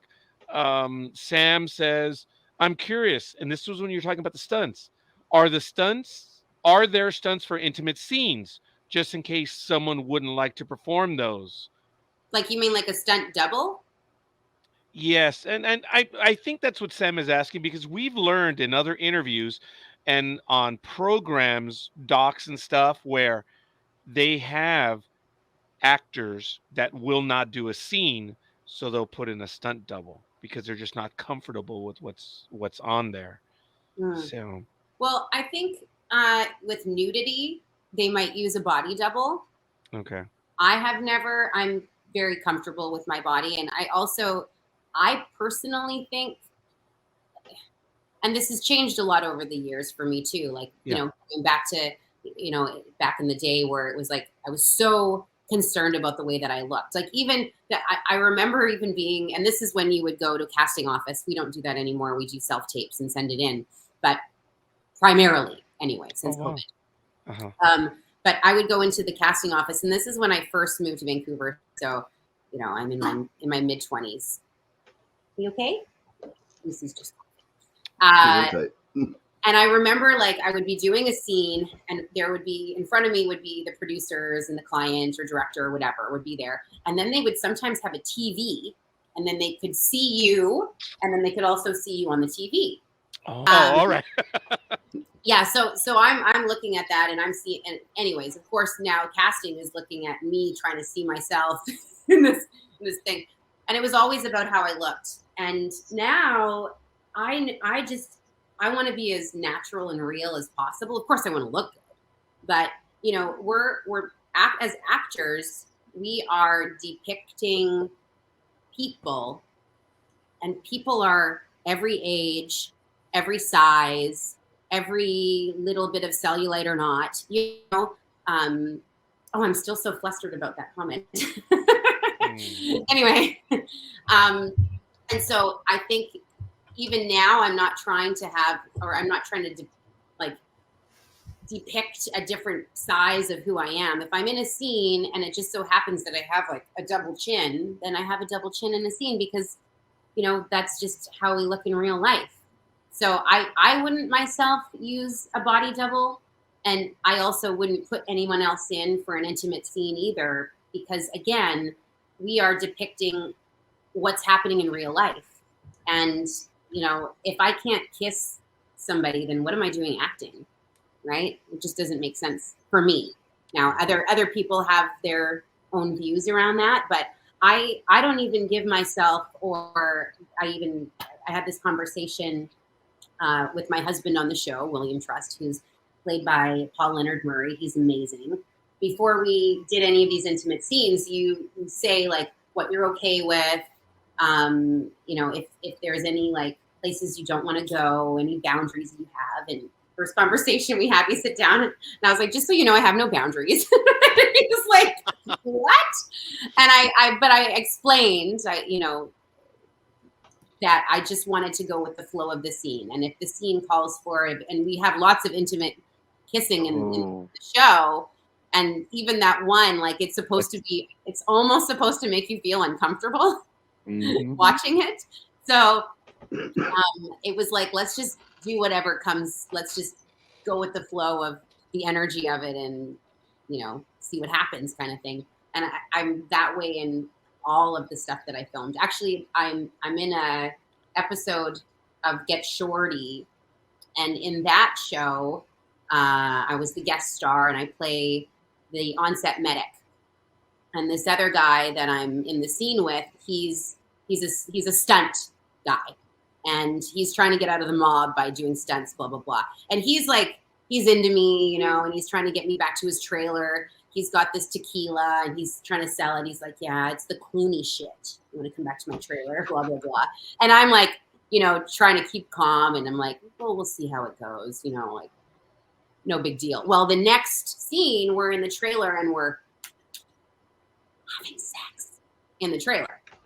So in that episode, it was funny because, you know, it's not passionate at all. Like, we're not kissing. But the lines that I have to say and the stuff that I'm doing, even in the audition, were like, oh, you know, it's like, it's throw me against the wall, daddy. So these are the lines. And I had to do the audition saying this stuff.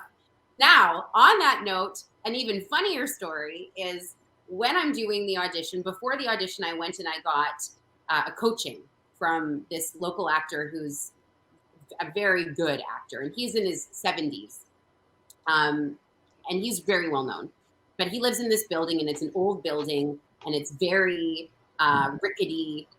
You can hear a lot of things through the walls, and you can even hear people walking and stuff like that. And I'm over there and we're rehearsing, and I'm sitting in this chair and I'm rocking this chair back and forth as like simulating that we're banging, right? And I'm saying these words. Yes. Daddy. Throw me against the wall, daddy. Blah, blah. Anyways, I'm screaming this stuff. Now, I go and leave his apartment, and there's like these people that are looking outside of their apartment, wondering what I'm doing in there with this man. And at the time, like, you know, I was maybe in my 30s, you know, screaming this stuff, and this guy is like 40 years older than I am. Anyway. So that was interesting. Why did I go into computers? Why? Why did you? Greg said, "Why did I go into computers?" Well, everybody had a different perspective of this guy after that. Then they thought, okay, there, he's the man. Oh, yes, hell yeah! He's the man. Well, luckily, I think everyone in the building knew that he was an acting coach and actor. Okay. But as I was leaving, I was just like looking around, like, oh my god, what do you think of these guys? like clapping. Ratings. Sam, that might have been the best question so far, Sam. Yeah. Thank you, Sam.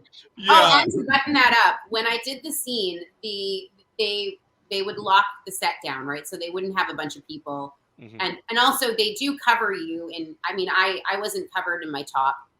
They offer to put like nipple pasties, things like that on. I'm very comfortable with my body, and I like to even go to nude beaches. Like, I think the body is something we shouldn't be ashamed of. So I didn't care about any of that. But they do cover you on your bottom, and the guy would wear like, it's like a thong, but it's like a little bag that goes over the front, and then like a string that goes around the back. And then myself, it's kind of like a glorified maxi pad, I guess, in a way. It's like a little heart shape that goes in the front, and then it wraps around, and then a little heart shape that goes in the back, and then it sticks. So you don't see, and it's like there's no side to it. That's why it's like a sticky in the front and a sticky in the back. So it covers anything that doesn't want to be shown, but you could still show your side, and it would look natural. So anyways, we were, and this is to go back to the story about going with the flow of the scene. The actor and I, and he was very lovely. We were talking about how we could do it. And first the director came and laid down on the couch, and he was like, I'm thinking like this, and I'm thinking you're like this. And, he's sort of showing us what he wants, but he wants it to be different every time. And so people are asking me like, oh, was it sexy or whatever? And it never is, because you also have all these people staring at you, and there's all these lights, and you want to do a good job. But in the scene, the next time around, after we did it the way that the director said, the other actor said, okay, this time I want you to smack me really hard across the face. And so then that time we're doing it, and I'm like, smack. And then he says something else, and smack him again. And then he throws me against the wall, and I smack him. And that's not something I would normally do, let me just tell you. But again, it's a collaboration, right? So anyways, they didn't end up using that tape. So Wow. So did you ever have to deal with an intimacy coach? Yes. And I read somewhere that some actors don't like them because they get in the way of, like you were saying, being in the flow or in the moment, that they just get in the way. And is that how you feel about it too, or how do you feel about those coaches that are there trying to? And what is their job anyway? Don't you know how to be intimate? Well, it's not about learning how to be intimate. The intimacy coaches happened after the Me Too movement. Yeah. So it's more to protect the actors and for them to feel comfortable. I personally think it's more uncomfortable. There's some things that are good about it. Like, they ask like, are you a smoker? And then, if you are, don't smoke when you're going to be doing Mercedes' version of 50 Shades. That's funny. Yeah. So, like learning about that kind of thing is good. They're there to give you mouthwash between takes. So that's nice. They also find out what your boundaries are, and they will talk to you before the scene, then talk to you to debrief after. Maybe you felt emotional about this person, and now you have to break the energy of that tie. That's not me. I'm pretty good at just getting in there, doing my work, and not taking it home. But everybody is different, right? So I've worked with an intimacy coach she was really lovely, but I personally don't need that. I don't have any feelings about it in a way where I'm concerned. And I've never had a bad experience on set. I've been acting and modeling pretty much my whole life, and I've only had really awesome experiences on everything that I've ever shot. I've never had any Me Too kind of attempts. And even like photographers, and I've done lots of nude modeling even, and nobody has crossed the line or been inappropriate in any way. That's awesome. Yeah. That's good to hear too. Because there's so many bad stories out there. So sure. Yeah. Sure. Yeah. I guess it's a good thing you didn't work with Weinstein then. So. Well, I don't know. I think we all experience things differently in life and attract different things. And I'm not saying that people that, had those experiences necessarily attracted them. I just don't seem to attract them. So I don't know. Maybe if I even worked with him, it wouldn't have been something I experienced anyway. What is Because the martial art that you do or work on? You mentioned Muay to us last Thai. week. Yeah, if that's on your resume, Mercedes, good job. Because I think I that's have the something to do intimidating with it. factor. Because most of these guys are like, oh, martial arts, huh? Yeah, okay. Yeah. I'll stay away from trying to even make any attempts on this girl. Yeah.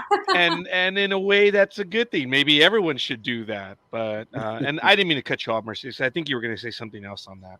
No, all I was saying was, at the end of the day, I mean, I'll be 42 in December, and the 42 years that I've lived on this planet, and the experiences I've had in this industry have all been wonderful.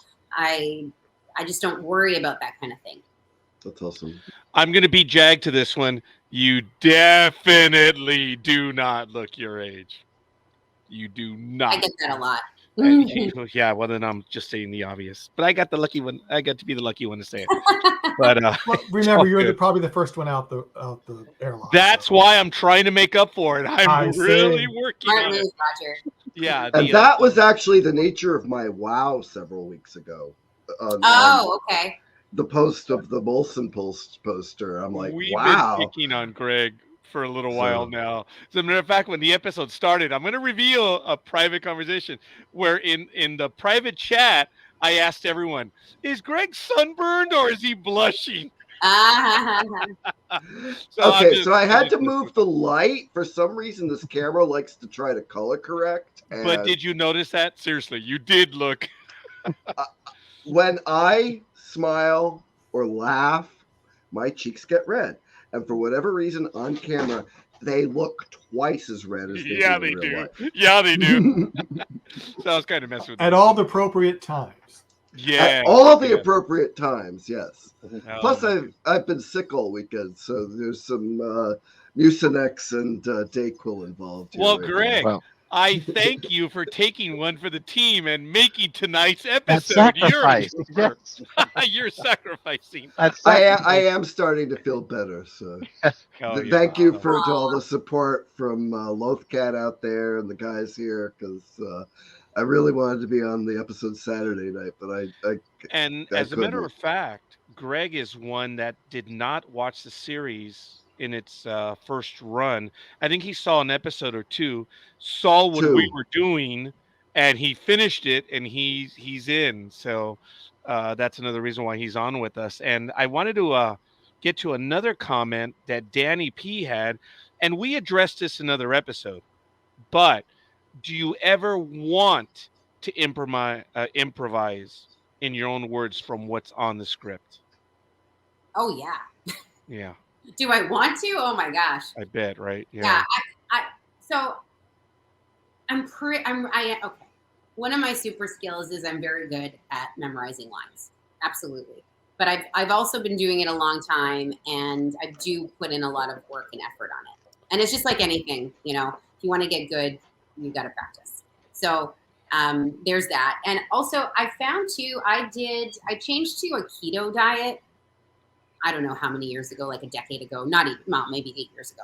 And that really helped, like having more fats and stuff. I found made it easier for me to memorize more lines too. So when that happened, it wasn't as bad. But I find, and there's lots of great writers, but it doesn't necessarily mean that that's the way I would talk, right? Mm. So sometimes when I'm saying it, I might do the front part of the sentence at the back or whatever. And I do try when I'm memorizing my lines to be word perfect. And sometimes it doesn't come out that way when I'm in the scene, because I'm feeling my own emotion and I'm really going with it, and then something else might come in. And a lot of productions are happy with you improvising and they encourage it. Mm-hmm. And then if you're on, like, let's say a sitcom, you have to be punctuation perfect. So if this is an exclamation point, if this is a period, you have to be bang on. So it's best to learn it the way it's written. and then see if there's any room for Any wiggle room. change. Any wiggle room. Right. Mm-hmm. And then you usually get a pretty good sense of it right away. Film is not so bad, but like I said, sitcom or something like that is written really deliberately, so you don't have any wiggle room, I guess. All those beats are timed usually in the Well, sitcoms. Well, I mean, yeah. If they have a live studio audience, you have to also give space for the joke, things like that. But with film, it's not that way. I appreciate that, Mercedes. We've had a lot of questions right here. I think I'm done for the time being. I want to know if my co-hosts have some additional questions. And I do want to remind everyone, because we are getting quite a few people in, that the only thing that we can acknowledge is, and this is from the channel itself, is there is a season 2. Sadly, we are not able to address any questions, speculation, anything like that. Don't worry, we'll do that in February and March of next year. Hopefully. About the time they're due back. Yes, all kidding aside. But we've been asked, so we're gonna do as we're asked. So it's all good. And we Hands do. are tied. Yeah. So it's all good. Marcia says, in your roles, Helena, I noticed an underlying tone of humor. Even in your most evil scenes, it was wonderful and added such depth. Yeah, it was. Yes. Thank you. Yeah, I mean, she's a badass bitch for sure, but she knows how to roll with them, and she also, I talked about this before.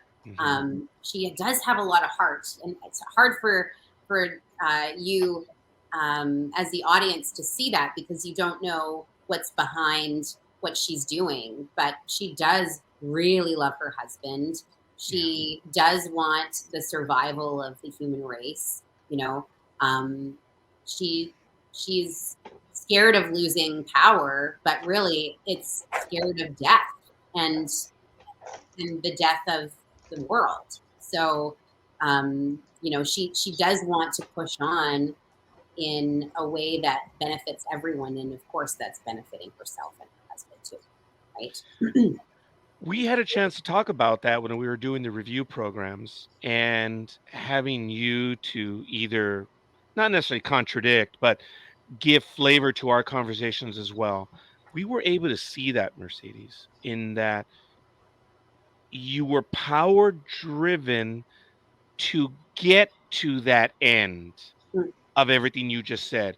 It wasn't that you wanted to dominate everything for yourself.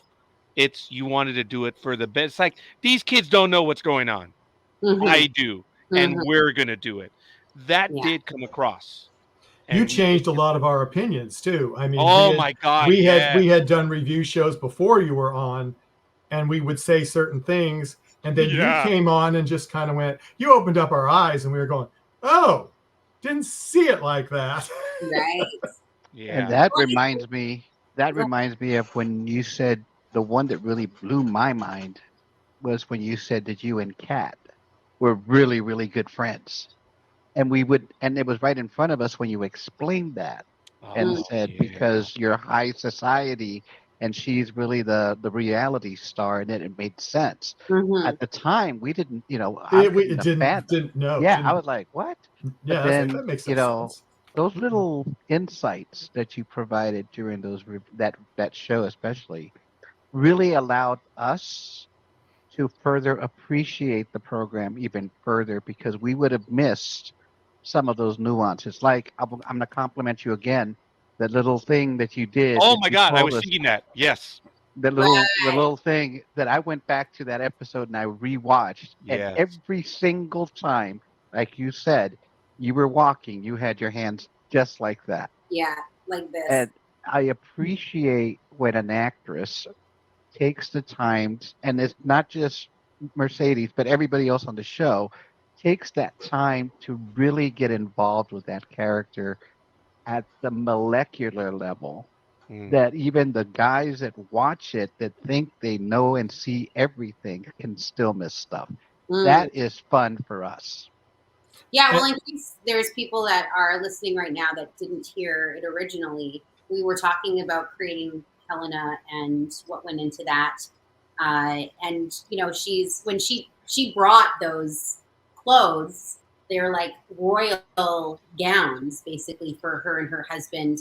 I mean, she really, there was some forward thinking in that for her to pack that on the ark, and it was to separate ourselves from the rest of the crew.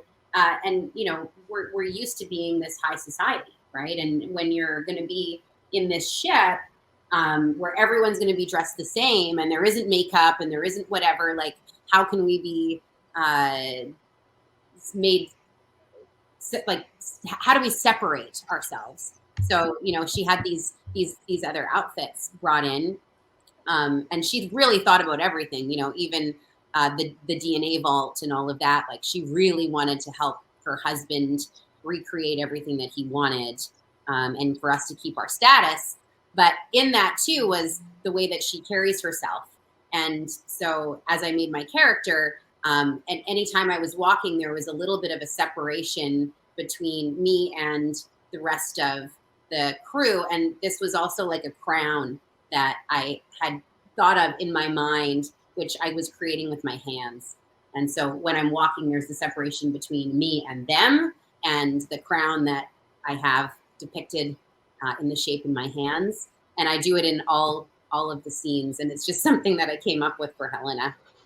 And like I said, you watch it, and you, not that I didn't believe you. I mean, I did, but it's like spot on. Every single scene, whether you're just there as a main actor or you're even on the side or whatever, you have your hands literally like that. It was And subtle. it was subtle. That's it why was we subtle, missed it but the I first mean, time. Well, and I don't like, think the director even knew. I didn't tell anyone. It's just the way that I stood. And I don't stand like that in real life at all. but you were in the character that you created, or to help create, I should say. And you know, Mercedes, I don't know if we told you this, but we owe you a great deal of thanks for being on the program, for getting word out for us, inviting others to be on, whether you admit it or not. We know you did, and we're eternally grateful for it. And along those lines, Michael, Jag, and myself, and Richard, we would talk about your commitment. This wasn't just a job for you. You knew what your role was, and you added to it. You gave it a flavor. And it was not only you, it was everyone else that we spoke to. This blows us away. Being older, we've seen a lot more than you have. And there are a lot of people, it's just a paycheck.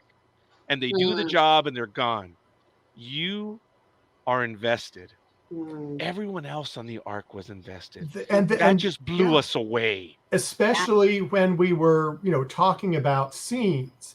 Oh my and God, yes. you and all the other cast members were like, boom, boom, boom. We talked to other people. There was none of this. They you know, looking at your notes. They didn't remember anything about, you know, their thing. Nothing. The people we had, they remembered they remembered what went on. They remembered that, and it did. Roger's right. It blew us away. We just had not seen that in that much detail. And it was all of you. All of you. And the camaraderie that you all had was, right. I mean, you know. Yeah. We all became like fast friends. Yeah. And Roger and I were talking, I think we were, well, I don't know, it was Jag. I don't know who it was. Somebody, Richard. I don't know. But it was someone. I was talking to them, and we were discussing when I would bring surprise guests on to surprise our guest. And it was just like pure love when I did that. And because they didn't know they were coming. And it was like, it could have been a disaster, but it was like, you just knew that you really enjoyed working together. Yeah. I mean, it was incredible. And when we had the 8 people on, you could just tell, you know, it was just amazing. It was amazing. And Mr. Devlin and everybody else that put this cast together, I mean, they did a good job. They did a good job. I know. We all got along really well. We all tried really hard. We all put in our best efforts every day. And I mean, Oh my the dialogue is not simple either. You know, a lot of some of the stuff is made up words. Some of it is like, you The know, techno babble. jargon, right? And that kind of stuff is challenging. Like I auditioned for Sharon Garnett too, and that was dialogue heavy.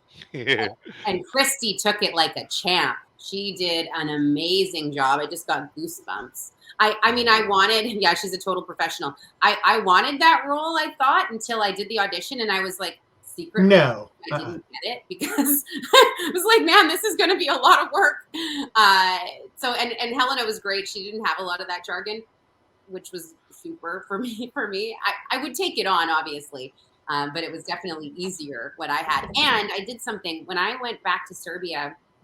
I was saying this in, like, I think the first episode, to bring this outfit back. We talked about that. And then you know what else I found was my script.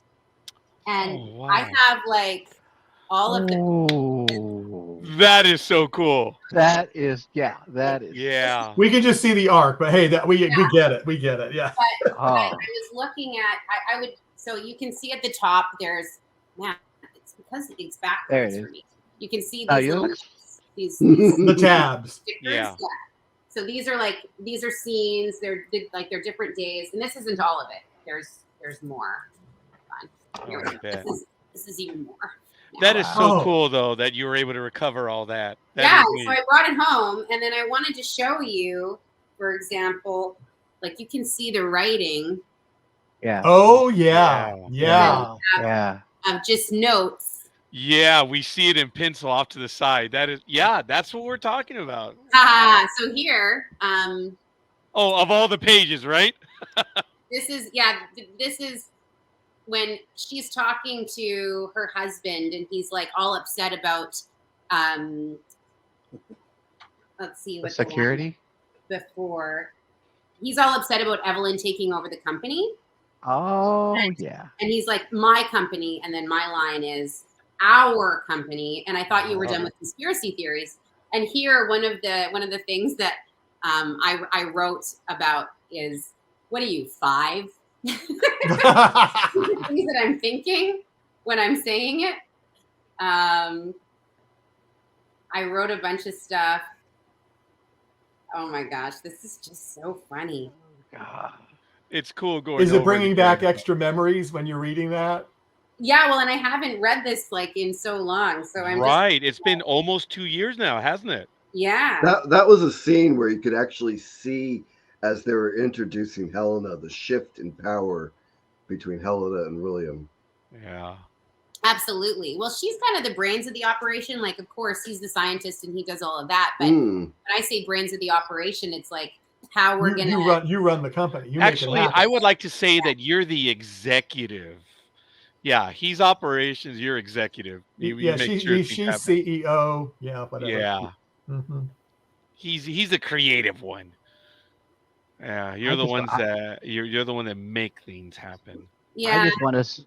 I just want to say that when Dean Devlin mentioned that after a certain episode, things were going to change, it's nice to know that the trust were involved with that, because the episode and showed, he hinted that your show. arrival, because I think we interviewed him around episode 5, Mhm. and then you were our next guest, which happened lightning fast, and you appeared just as your character was debuting. Right. Well, in episode 5, they showed me, but there was no dialogue. And Right. it was just us being in the cryo chamber. Right. And then I think you interviewed Ryan actually first. Actually, Ryan that's was correct, first. yes. Yeah. Ryan was Wow. first. She knows it so. You see what she I knows mean? this program She knows better the than we do. program. She knows our program. Oh my God. That's so I do. sad. Wow. Wow. Yeah. That is amazing. Oh, Mercedes, it was funny. We had a guest later in the series, and it was Michael, Jag, and I were here. And I've told this story. I don't know if I told it on air, but the guest was here a bit early, and he says, I did some reconnaissance on you guys. And both Jag and I, in tune, were like, oh, we're sorry. Because, he had to deal with this. He's like, no. I came to play.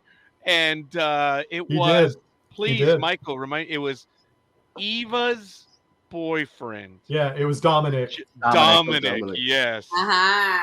He's And lovely. but it was just so damn funny that we're not on air, and he said, "I did some reconnaissance on you, man." And both Jag and I were like, "Oh, sorry, dude. Sorry we put you through that." But it was really cool that he was on, and we had, oh my God, Mercedes, like I said, we had so many people on, and they were all in tune with what was going on. It Cool. was just unreal. Yeah. Yeah. And That's then amazing. I felt sorry for him because he was on the night of a big game. big football game. So we Football went game. on even earlier, and not To- unlike yourself, to accommodate it. he Yeah. kept staying on with us, and we were just flattered. It was just unreal. Well, you guys seem to have that way. I don't know how many hours I've spent with you now. I mean, right now it's been 2, but I mean, Yeah. altogether, I mean, 6.5 plus today. Plus today. what is it? It has been 6. 6.5 before. Now you're up to almost 2 hours, so it's like 8.5 hours with us. Oh, Now- a day. We Now- spent like an a work entire day day. together, Yeah. guys. Now, And the now, funny thing you know, is our everyone- program. I was just gonna say, now you know our program better than we do. Oh my God, apparently. yeah. Yes, I know who your guests are. What the order is? Yeah. You want to be our producer now? No Well, kidding. with I the think. strike going on, I got nothing else I'm doing. Well, the funny thing is, she was a producer because she Yeah. did reach out to others on our behalf. And again, Yeah, I'm she not did. asking you to confirm or deny, but we know, and we are eternally grateful for that because we had mentioned some like, oh yeah, we reached out to something. You're like, oh really? Oh, okay. Yeah, let me And then get- a week later, they commit. It's like that was no accident, and it was Well, just and very you even kind got of you. Christy on the show too because of that. Yeah, it was at least 3 others at least, and it just blew us away. But having that episode where all of you were on, Oh wow. that was I cried. that was a movie magic day. Yeah. Oh that yeah, was- I was in tears in that one. oh my God. Yeah, that as I was- said, and that one you could really see that you were all friends and you got along and you knew the show. You knew the show. gosh. Yeah. We were talking about the arc earlier, and I want to go back to a comment that Tiffany. Yes, I saw it from 8:35, Tiffany, and it's a question I actually want to kind of bring up. I don't know if we can bring it, but was Kat sincere in your opinion about you dying? Yes, we can. We can bring that up. That's Yeah. season 1. That's season 1. So. Kat, and she's played by Christina Wolf. She's an amazing woman, by the way, a dear friend now. I love her to bits. So, We haven't interviewed her yet. well, she's lovely. You'll absolutely love her. I will try to send her your way.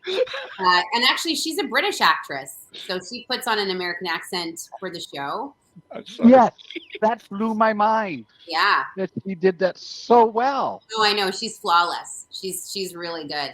But when we met up first, I met her on set. The very first episode that I did, I was with, it was Reese Ritchie, and he plays Lane, and me and Paul Leonard Murray, who plays my husband, William Trust.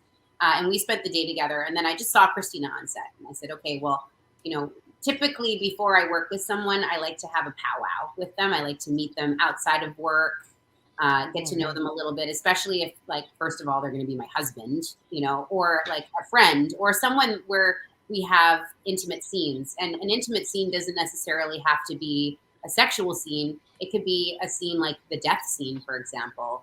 Or an intense conversation. Bingo. Yeah. If there's tears, things like that. And not every actress has this fear, but Christina and I both, like, there's pressure that we feel when, you're supposed to, let's call it cry on cue. And it's not cry on this line, but you're emotional in this scene, or, there's deep feelings or whatever. So we met up and we thought we were going to have like a half an hour coffee, and we were together for like 3.5 hours. Oh my. Wow. And we just couldn't stop. Like we would have spent the night together, not like that, but evening together. And You would have talk. closed the place down. Yes, exactly. We would have, had we not had other plans. anyway, her and I really talked about the characters, and you know, she had a lot of guilt because, you know, Helena was her friend. And in the very beginning, when we first got the scripts, we didn't realize that we were friends. You know, that wasn't something that was shown to us quite yet, but it was as things went on that, you know, it became more apparent. And that's where, you know, you get sort of the backstory that, you know, well, we're both elite, right? And just like you had said, Jag, and I had mentioned in a different interview, you need to be with your crowd. You know, not everybody understands what it's like to be in the limelight. So having other people that are in the limelight, they're your people. So we had a very intimate relationship as, you know, best friends. And she had a lot of guilt, me dying and me saying, dying in her arms and saying to her that, you know, I knew that she was in love with him, but she never acted on it. And that's a good friend. Well, that really hit her hard because deep down she knew she really wasn't being a good friend. You know, she was out for her own benefit, both her and my husband, and I guess me in a way. But I think I had more pure intention, where they had more self-serving intention when it comes to the infidelity, right? So she did feel really bad, and that scene was crazy. I mean, we cried together. What they ended up showing and what we filmed were both very different. Like in the scenes that we did. I mean, that episode was directed by Sandra Mitrovich is her name. She's lovely. The other episodes that I did she was the director, but Sandra and I hadn't worked together. She had done some other episodes earlier in the season that I wasn't on yet, so I didn't know her. So she came in on the episode where I'm like getting shot. Yeah. I had a bunch of stuff, you know, like there was in that scene we did it where we're both bawling, or, you know, I'm like, I was barely audible or more audible, like there, you know, and it was also really hard to get the angle right because I'm like, you know, this and up against some heating pipe or something. And to make it look good, like you can't really have your neck like this, but you have to, it was supposed to be sort of laying on Christina, and they had a really hard time with the angles. So we shot it quite a few times, and every time, like between takes, we're putting in our earbuds and listening to this music that would get us emotional, and we're bawling and the makeup's everywhere and they have to keep adding more blood, and it was a very interesting day for sure, and emotional, and in that, doing that with someone, it's intimate. It is. So yeah, I think we were happy with how it ended up going. And then also sad too. It's like a bittersweet thing as well, because it's like, okay, well, that's the end of that now, until perhaps something else happens, which can always be in sci-fi. So you never know. But, yes, we have been down that road numerous times, and out of respect to everyone, if they're not getting any, we're going to leave it at that. Yes, exactly. Jason did ask, and I do apologize, he was having trouble when we were talking about the martial arts. Do you watch UFC? And that's like the Richard, what is that? I can't think of the word right now here in the United States. Fighting. Mixed martial arts. There it is. It's mixed martial arts over here in the United States. Right. So like Muay Thai is very similar. Like it's in the same vein, I guess, or it kind of is. That UFC, I don't watch it. I don't really like. I don't really like watching it. I like doing it. So you are Rex from Toy Story. Remember, he beats the evil guy, and they say, "Hey, come on, you can play the game." Why? I lived it, man. Right. I like the activity of it. I like bringing up my heart rate. I like it's almost like, for me, when I'm training Muay Thai, it's almost like a game too, because the trainer will have the pads and he'll be telling you what he wants, and he's actually saying, like, 1, 2, and then you know, oh, that's this, or he does the pad like this, and then you know it's an uppercut, or he, things like that. So you're on your toes. You have to listen. You have to react. You never know when it's going to be a kick. So it's actually more of a game in my mind. That's so what do you actually spar then with other people? No, No. not yet. And I don't know if I will. Are you working toward that then? Is that your goal? No, in the beginning, my goal was just, I was living in Thailand, and I saw these classes and they looked super fun, and it's a really good way to get into shape. And like I said, it keeps you sharp. So I wanted to do it in that way, but it was never that I wanted to fight. It just seemed fun. And then the more I did it, I was like, oh, okay, well, maybe this is something I could do down the line. But, you have to train for a long time to get in a ring and actually, go up against someone.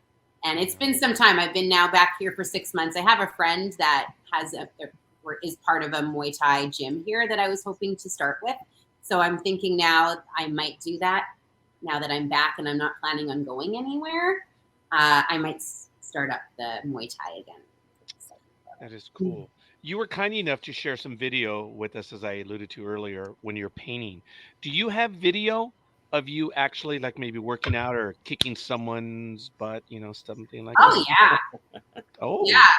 I have actually, let's see here. I was showing someone this the other day of me doing Muay Thai and some drills that we were doing. And so, I was just even talking about like kicking, you'll have a pad up here and then you got to go for it. Here's you can sort of see here. Ooh. Wow. Ooh, is that Roger? Shut up. No, she's going and going and going. And then after, what happens is my trainer will have me sit on the ground to do sit-ups, and he punches me in the stomach with these pads between every sit-up. And that's wild. But that's not pickleball. It's not pickleball. No. But it's so much fun. And then that's the thing. After that, then he'll have you pick up these weighted balls, and you're throwing those. Oh, here we go. Here he is hitting me in between punches. I'm sweating already. Oh, wow. I pushed him over. Yeah, and he just keeps going. Wow. But yeah, the kind of cardio that you're doing is pretty intense, and it's different all the time. So you must have abs of steel. Well, yeah. Oh, yeah. People have problem parts in their bodies or problem areas that they call, and it's never been my abs. I've always had good abs, but also I was a ballerina, so my whole body is a problem area. So I'm like Rocky. Yes. That is cool. I have 2 quick questions. Danny says, does the pure comment water change the DNA of the crew? Hey, who knows? Maybe it creates clones. You never know. Yeah. So this is the thing about you guys. That's what I was saying earlier. With sci-fi, anything can happen, and all the stuff that I've heard, what people are having ideas about or hypotheses of what could happen next it's very interesting to hear. Look, we were all crushed when the events happened. Some of us are still in denial, and not to belabor or imply, I'm still sticking to my opinion. We didn't see your body. Well, that's it. I got shot. That's it. Yeah, that was it. We didn't see it. And no speculations. Right. No speculation. That's all. I'm sticking with what I said before. I got shot. Yeah. Sam says, when I saw that scene, I wondered if Helena knew that Kat wasn't in fact a good friend, but told her she was a good friend because Helena was going to die and wanted to forgive Kat. So we're going back a little bit to what we were talking about a moment ago. Well, the lines are, I know that I could see it. I could see that, in your eyes, I could see that you loved him, but you didn't act on it. And that's a good friend. So I don't think she was saying, I think if she was forgiving her, she wouldn't say, and you didn't act on it. Oh, absolutely. Yeah. That's my feeling too. Yeah. Yeah. Yeah. I think there's two different ways of looking at it. It could be like a manipulation. Yeah, because in the scene in an earlier episode when she said that they were talking about the Juno project, and Helena says, "Yeah, you do that," and basically saying, "Stay away from them." Yeah. So I was kind of thinking maybe that was kind of a little emotional tug of play of sorts that I think Helen potentially knew, and she knew she was going to die, but she also was kind of going, to Kat going, I'm glad you didn't really do anything to kind of give her that little bit. But that's just my thought. Yeah, you can take it several ways. Well, I think, and that's it. Like, I think how I went about it was, I mean, he knows about Helena knows about the wandering eyes and the infidelity of these other people that were less important. And not that she was in agreement with it, but she knew and she didn't make a stink. However, if she knew that Kat had acted on it, I think it would be a very different story. Do you think she could have also said that just to guilt Kat into not doing anything after she was dead? Well, that's what I mean about the manipulation. Yeah, maybe, but I really feel that I think that Helena at the time of her death was being authentic. I don't think that she had any. And maybe she wasn't doing so well, so she couldn't do what she normally probably would have done, was to throw her out the airlock. Well, she really wanted, and she does say, like Helena does say, like to take care of him. Yeah, that's true. Right, and to let him know that how much I loved him and blah blah blah. Like, I don't think at that time, and I think too, like as I hear this, I mean, and we don't know how we're going to feel on our deathbed, but when push comes to shove at the end of the day, we're not, especially at a time like that, we're not looking to be vindictive. We're when we have like our lives flashing in front of our eyes, it's like the real true you without ego. So I think both of them were being authentic. It's just that Kat didn't tell her the truth. Yeah. Yeah. Now, folks, I'm talking to everyone here. She filmed this 2 years ago. And it's like Still yesterday. remembers her lines. Mm-hmm. Right there. Is that investment? That's what we're saying. The whole that's cast. why, sorry for being pedantic. This was such a long time ago, but yet there it is, elegant proof. Let me pull it up and see. I was going to say, she's going to start reading them right here. Oh my God. Yeah. Hey, Greg. Start doing story time now. Man, come on. All right, ready? Ooh. Oh Here my we go. gosh. Here's the actual lines. Oh, you have it. I'm actually going to close my eyes for this. All right. So, still locked in, Kat works to save Helena, applying pressure to her wounds. At this point, Helena is barely hanging on. She pulls Kat to her and whispers through parched lips. You've always been my best friend. Oh, sorry. You've been my best friend for 15 years. And Kat says, and you've been mine. Helena, I want you to know I knew. You knew? I could see it in your eyes. You were in love with William. Well, but you never acted on it. And that's a true friend. I need you to tell him how much I love him. I'm sure he knows. I didn't tell him often enough, sorry. Promise me you'll tell him. Helena, you're going to tell him yourself. And promise me you'll watch out for him. And that's the end of that scene. Oh man, I just visualized it in my head. I did. I visualized it myself. Yeah. Look, we're all nodding, man. We did. That is cool. I started crying. This show really surprised me because it went from what I expected to be like a young person's promotion of science, technology, engineering, and mathematics to being this amazing drama vehicle. I mean, the drama just came out, and the storytelling and the character development, really made it easy when they started stepping away from the sciences. Yeah. Oh, absolutely. Yeah, they did a really good job of, like you said, really developing the characters, and I think people could relate to them and have feeling for them, and start to really understand them, which I thought was really cool too. It's not what people were expecting. Yeah.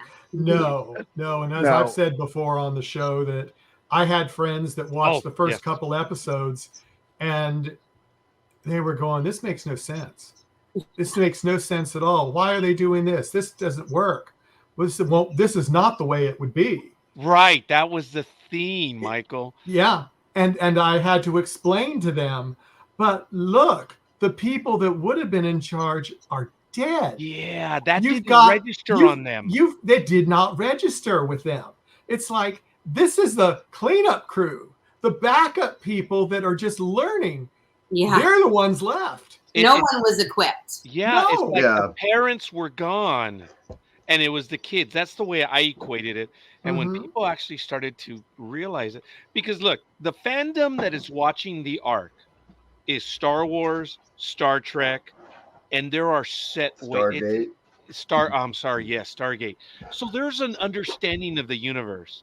And when you watch the first 2-3 episodes, Star Trek fans are like, what the hell is this? Yeah. It's not right. They're incompetent. And it was frustrating to them. Very. But if they saw it a bit further, they would realize. And humbly, that was our job. We were like, no, they're kids. They're kids. And we turned some of those people around because they watched our show. They listened to the guests, especially yours, Mercedes. Because I had one, he hated you. And one he didn't like it at the beginning, but he kept going. He hated you. And then we know he's watching right now, so we'll be good. Yeah, so we'll be good. But still, I'm not mentioning names, but he ended up understanding your character and everything when you explained it to him on this show. And that's where I was going to go. I initially was like that guy. I was like, God, Helena is a snake, right? So I'm going to admit something I don't even think I admitted in the other show. But when you not you, but when your character got shot, I felt bad because I got to meet the person behind the character the episode before. I was like, why did she get shot? Because I was beginning to love what I had heard, the background and the way you explained it. And I got to meet the person behind the character. Jag, that is cool. Richard, Michael, what were your reactions? Which I don't know if we've discussed this with Mercedes. This is cool because I have a different take on that. Richard. Yeah, okay, go Richard. Yeah, sorry, Richard. When she got shot, because remember she's already been on our program. What was your reaction? Well, my reaction was that I already had all these plans for her character down the road, and she dies. It's like, what? No, wait, no. You know what? Yeah, I'm not done with Mercedes. I was pissed. Or Helena. I'm not done, and here she is. She's dying. And we just talked to her too, and of course she couldn't say, "Well, I'm going to die next week, so it doesn't matter." But she kept her cool and just let us talk. And she's like, "They're a bunch of fools." What's coming? And it's like, no, I'm going to be gone next week. I think I even tweeted, "What? You killed Helena?" What? And they killed her off because I like this villainous character anyway. I already like I usually go with the villains because they're pretty cool. And plus, I know that playing a villain is pretty easy. It's pretty cool for an actor too, because they get to go out and be badass and kill people all the time. But or throw about the airlock in your case. But I'm just saying that I had more plans, and that's why after you died, I kept thinking, wait, they can clone her. But I don't know. But anyway, that was my reaction. What about you, Michael? I had a lot of, it was mixed. I mean, meeting you was really cool. I mean, it really was. And I loved how you explained, because it did change how I felt about the character. Oh, yeah. I mean, it did. And with all your little nuances, like the, and everything, and it was like, I was like, Jack, I don't remember that. I went back and looked, I went, oh my goodness, she did it every time. Yeah. Things like that. And then why you did it and why you felt the character would do it. It gave a whole dimension to that character. And I really, I think if people watched our other episode with you, I'm sure most of them had different feelings about Helena after they left our show because of what you said. Yes. Now, for or me, just gave it a different, another layer of the character that they hadn't seen before. That might be a better way to say it. definitely another layer. For me, when that happened, I'm like, oh, come on, man. I got mad. I was like, oh, come on. And I told Michael that. I was like, oh, man. And like I said, look, okay. Other than Darth Vader, I'm not into villains, okay? But knowing that you were here, for lack of a better word, Mercedes, you were playing with us. Yeah, You yeah, were with us along the journey, and it gave it in a completely different flavor. That's why we and everyone in the chat room were so privileged and are privileged because we're able to discuss this with you. But it was just like we just got to meet you in office again. Oh, come on! Well, and that's the thing. Like, we're friends now, right? And you're rooting for your friends. So Yeah, this And is the then time the other we're thing rooting for our friends to be evil.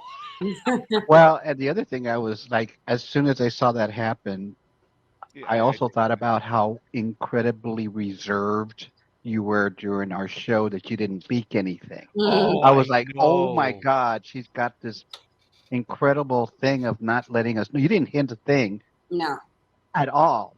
Uh-uh. There's a little thing that no one knows. I somehow came across the tidbit or that little scene where you got shot. So I got to see the whole show even before the episode. Someone leaked some kind of special thing and included you getting or your character getting shot. Wasn't me.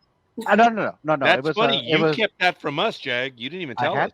I had to because I didn't Well, want you to and I talked jeopardize. about it too before. Yeah, no, but what happened was when I saw that, I was going, oh, first of all, the curiosity killed the cat. I should not have seen that because now it ruined it. When I Yeah. watched the show, I was like, when is it coming versus, oh my God, it happened. But in the end, it was just the respect of you with us and that you just let us go through it and feel our own emotions at that moment. When you could have just said, hey guys, I pass away in the next episode, and Don't even worry you know, about me now. yeah, don't worry about me now. That airlock's not a big deal, Right. But it was just the way you presented yourself the night before that we just like literally we're fanboying right now. But the fact that we just really appreciated the insights that we really wanted more from Helena, so that when they actually did kill that character off, we were really everybody else probably going, why? I'm glad they got rid of her. We're like, no, we should Not. I don't more. think the people that saw our show felt that way. But there were people that were set. Your character was so good. There were people that were satisfied. You got what you deserved.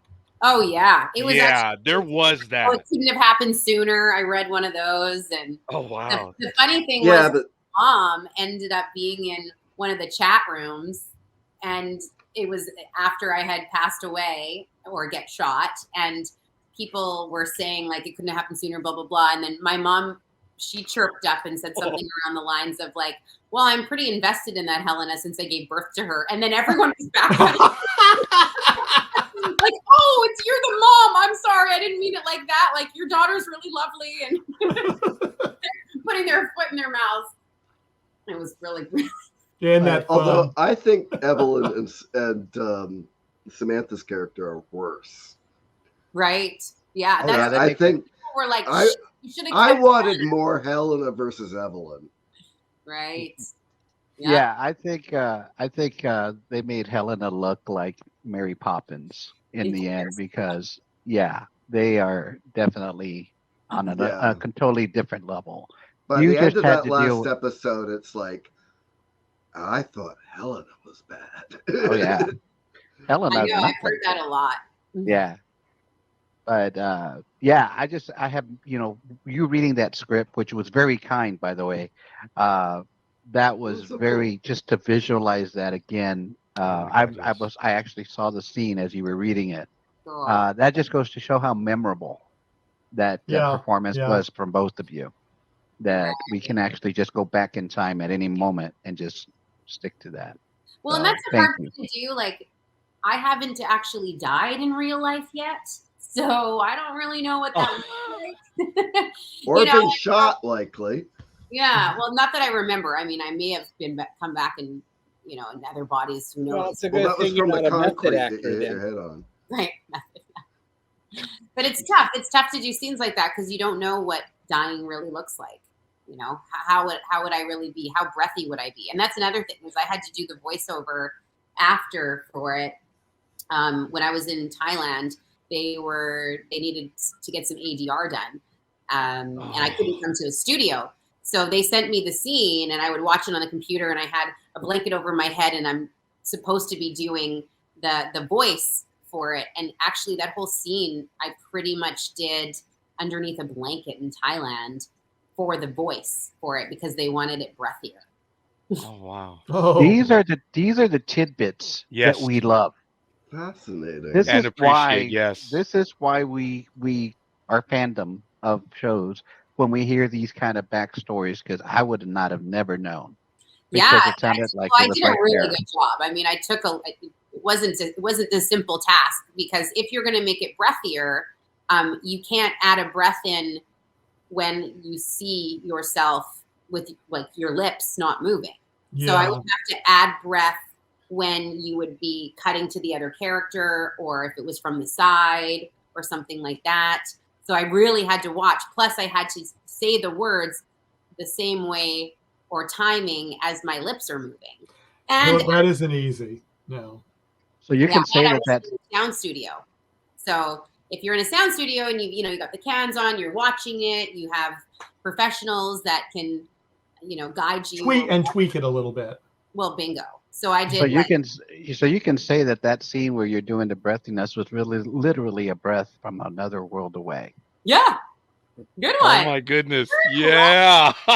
Wow. Yeah. Clever. Amazing. I mean, it never ever surprises me when we have you on or anybody else that we feel that the previous episode is the ultimate pinnacle of excitement. And then we continue to have these, privileges of honors of having people like you back. And it just supersedes and continues to build. I don't want it to end. Aw, thank you guys. Well, I have to wrap it up by 8:30. Yes. No. Yeah. And You're the boss. And you know what? Here's the funniest thing, folks. Okay, good. Yeah. Sorry, Michael. Here's the funniest thing, folks. This is the first time we've actually been given an hour by Mercedes. This is the first time she says, "You know what? We're done, boys." This is crazy. Well, I would like to stay on all night, but no. I already have a Yes. And once again, it's very kind of you. There was someone that Nathan Sherritt. We kept the quote. Here it is. NDB Media. They throw the rule book out on time limits for live streams. They end it when it feels right. We've been doing that forever, and we've been fortunate, but it's only because of Mercedes de la Cruz and everyone else that wants to spend time with us, because you are giving time to us. And that's another thing that I have to emphasize. We're the lucky ones talking to you right here, but everyone in the chat room that also gets to spend time with you, we're the privileged ones because you are humble and giving, and you're willing to spend time with the fandom. And Mercedes, we don't say it enough. You just blow us away with it. We're eternally grateful, and it's a lot of fun and getting the insight. I'm sorry we didn't spend a lot more time on your arts. Maybe in the future we get chance to continue with that, and we'll see. But you are kicking off the eventual return of season 2. This is the first interview where we're doing one Perfect. Yeah, we're doing one a month, right, Michael? That's the plan. That's the plan, approved by the many head people. honchos. And we know they're watching, so we want to say thank you. Thank you guys. So yeah, actually we do know they're watching now. But look, here it is. All kidding aside, Sam says thank you. Jay, nice meeting you. And Lothcat, thank you, Mercedes, from the ARC fan group page on Facebook. We love you. And there are actually several. Oh my goodness, I aired the other fan groups as well. And here they are. The ARC fan group, there's a link at the bottom. The ARC series fan group as well. And it means a great deal to us. So in the last 3 minutes, is there a question? And you don't have to answer this now. but this is the last one I had for you, and maybe you can answer next time. Is there a question that you have not been asked yet, but you are dying to answer? And if there is, hopefully when we do number 5, we can hit you up with that one.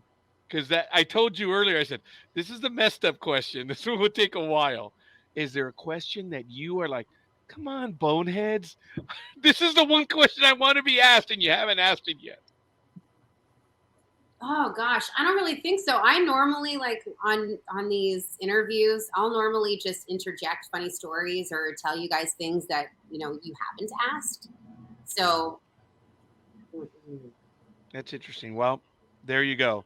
If you have, and folks, another thing, if you haven't seen the other episodes, you're missing out, because I like to brag about the fact, I think it was the second time you were on with us when you shut all of us up. I know I say that rudely, but you know what I mean.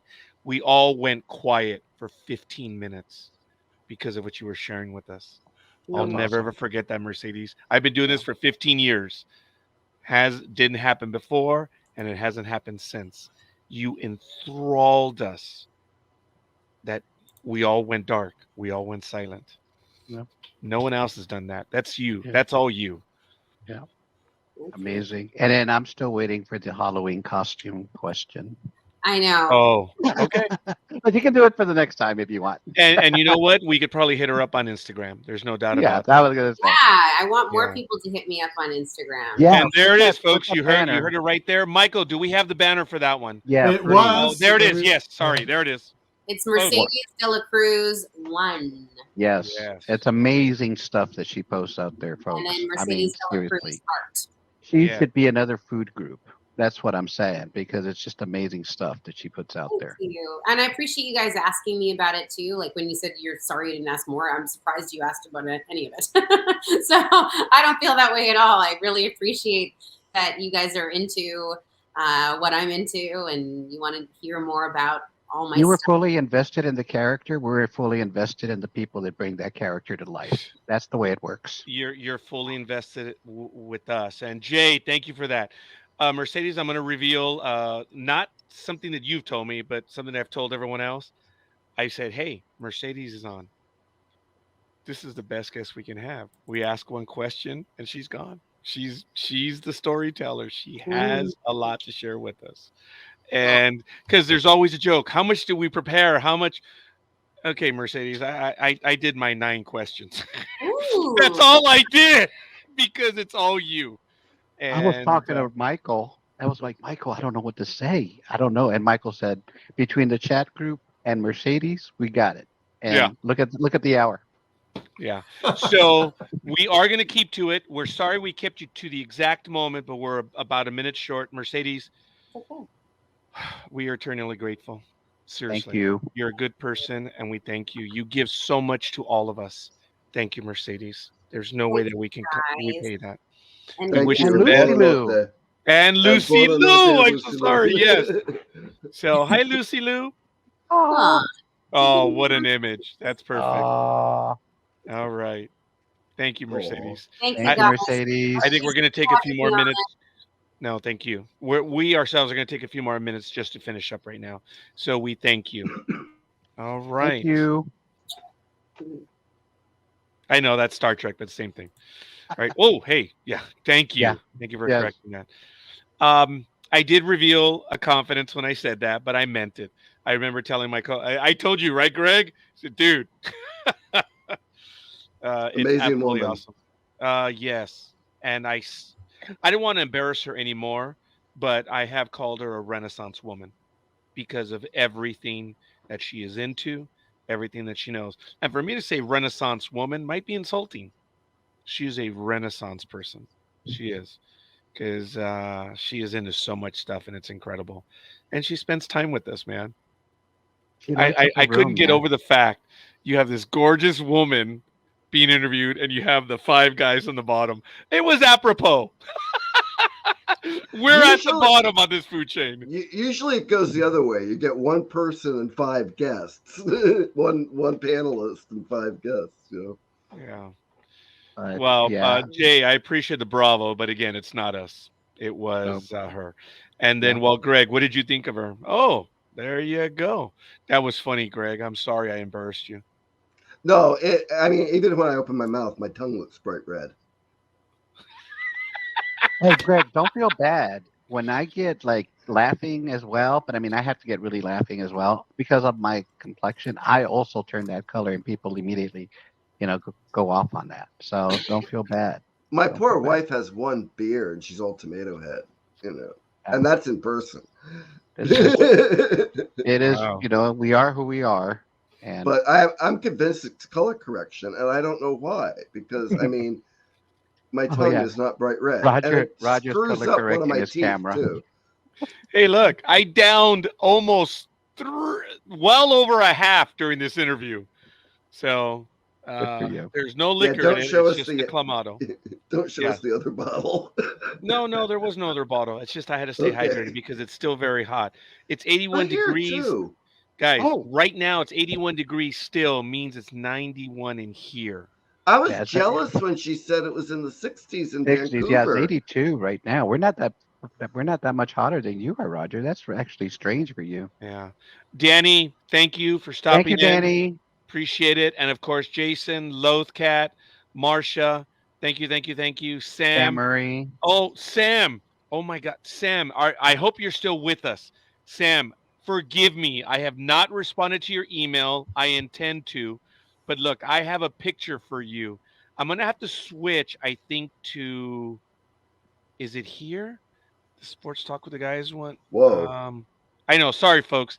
It's because Wow. I uploaded a picture, and I'm sorry. Let me go back to Trekking Across the Different Universe. I don't know titling. anything Oh my about god. sports. Different colors, different things. I know. We do that on purpose to keep track. I have an image, and Sam, the poetry program, I have an answer for you. So if these gentlemen want to keep up for a moment or so, I want to upload a picture because I want to surprise Sam, because Sam talked about doing something on the network, and I want to find that image. I'm going to try to upload it right now, just so I want to that. also thank Marcia. While you're doing that, thank Marcia Middleton.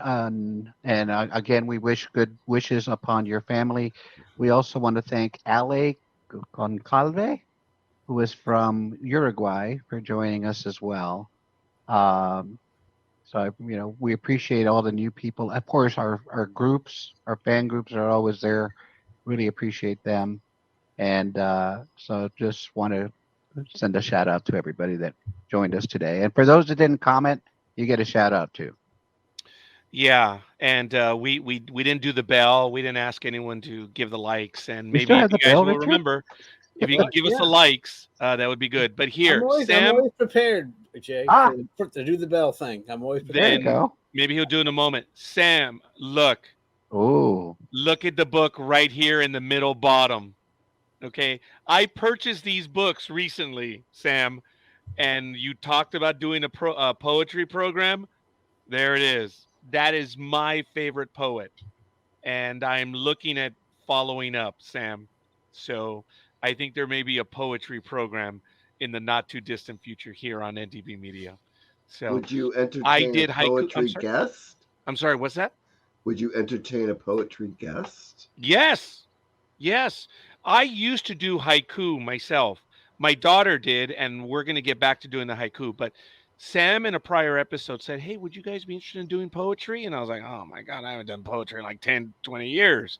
But Sam, yeah, I will answer you. But now you know, I've already purchased the book. So something's going to be happening. Okay, do the bell. Try to get that world famous poet Andrew Dice Clay. Oh God. Let me I tell think you. I just got sick again. Oh, did Yeah. you really? Yeah. Hey, I'm not a Professional fan either. a-hole. I'm not a fan either, but I just think of like all the stuff you hear it once and it sticks in your brain. I mean, it's weird how that works Oh, out. I know, but oh God. Yeah. So I mean, He wasn't funny. He was Nothing wrong with a cowbell. We need more Yes. cowbell. Well, we're gonna do the That cowbell was in a funny. moment. That I'm just saying Andrew Dice Clay. That's a joke, but once Yeah. you hear it, it's like it's always in your brain. It's like, oh my gosh, you keep thinking you're going back to. Every time you hear it, you think you're back in third grade, and it's like, come on, let's get out of here. Okay. Anyway, So Sam, there you go. To let you know, I haven't blown you off, but I am looking at doing that. So before we do the bell, Michael, please go over the calendar. And folks, I do have a bit of news.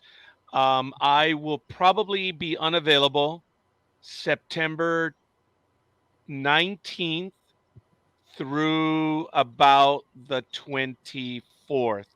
So I don't know. I'm going to have to speak to my co-hosts about the regular programs. We do Ahsoka on Thursday. We do Lower Decks on Saturday. I might be available for Lower Decks. For a personal issue, it's come up. I won't be available. Um, we ask you to bear with us. We're going to see. We might put everything off a week, or my co-hosts will take up my call to arms to continue the programming. If not, we're just going to put it off for a week. I just got the authorization on Friday to move forward, and it's going to happen on either the 19th or the 20th. So I got to prep for that. So that's why I'm probably going to be out for about 5-6 days. So that's it. Michael, calendar. What do we have? Our guest. You just said the two. The only totally confirmed guest I have got is next Monday. Yeah. Which is, I just moved down. It's Glenn Wolfe from Federation Files. He does Star Trek and Stargate fan films. So he will be joining us next Monday evening, 9 p.m.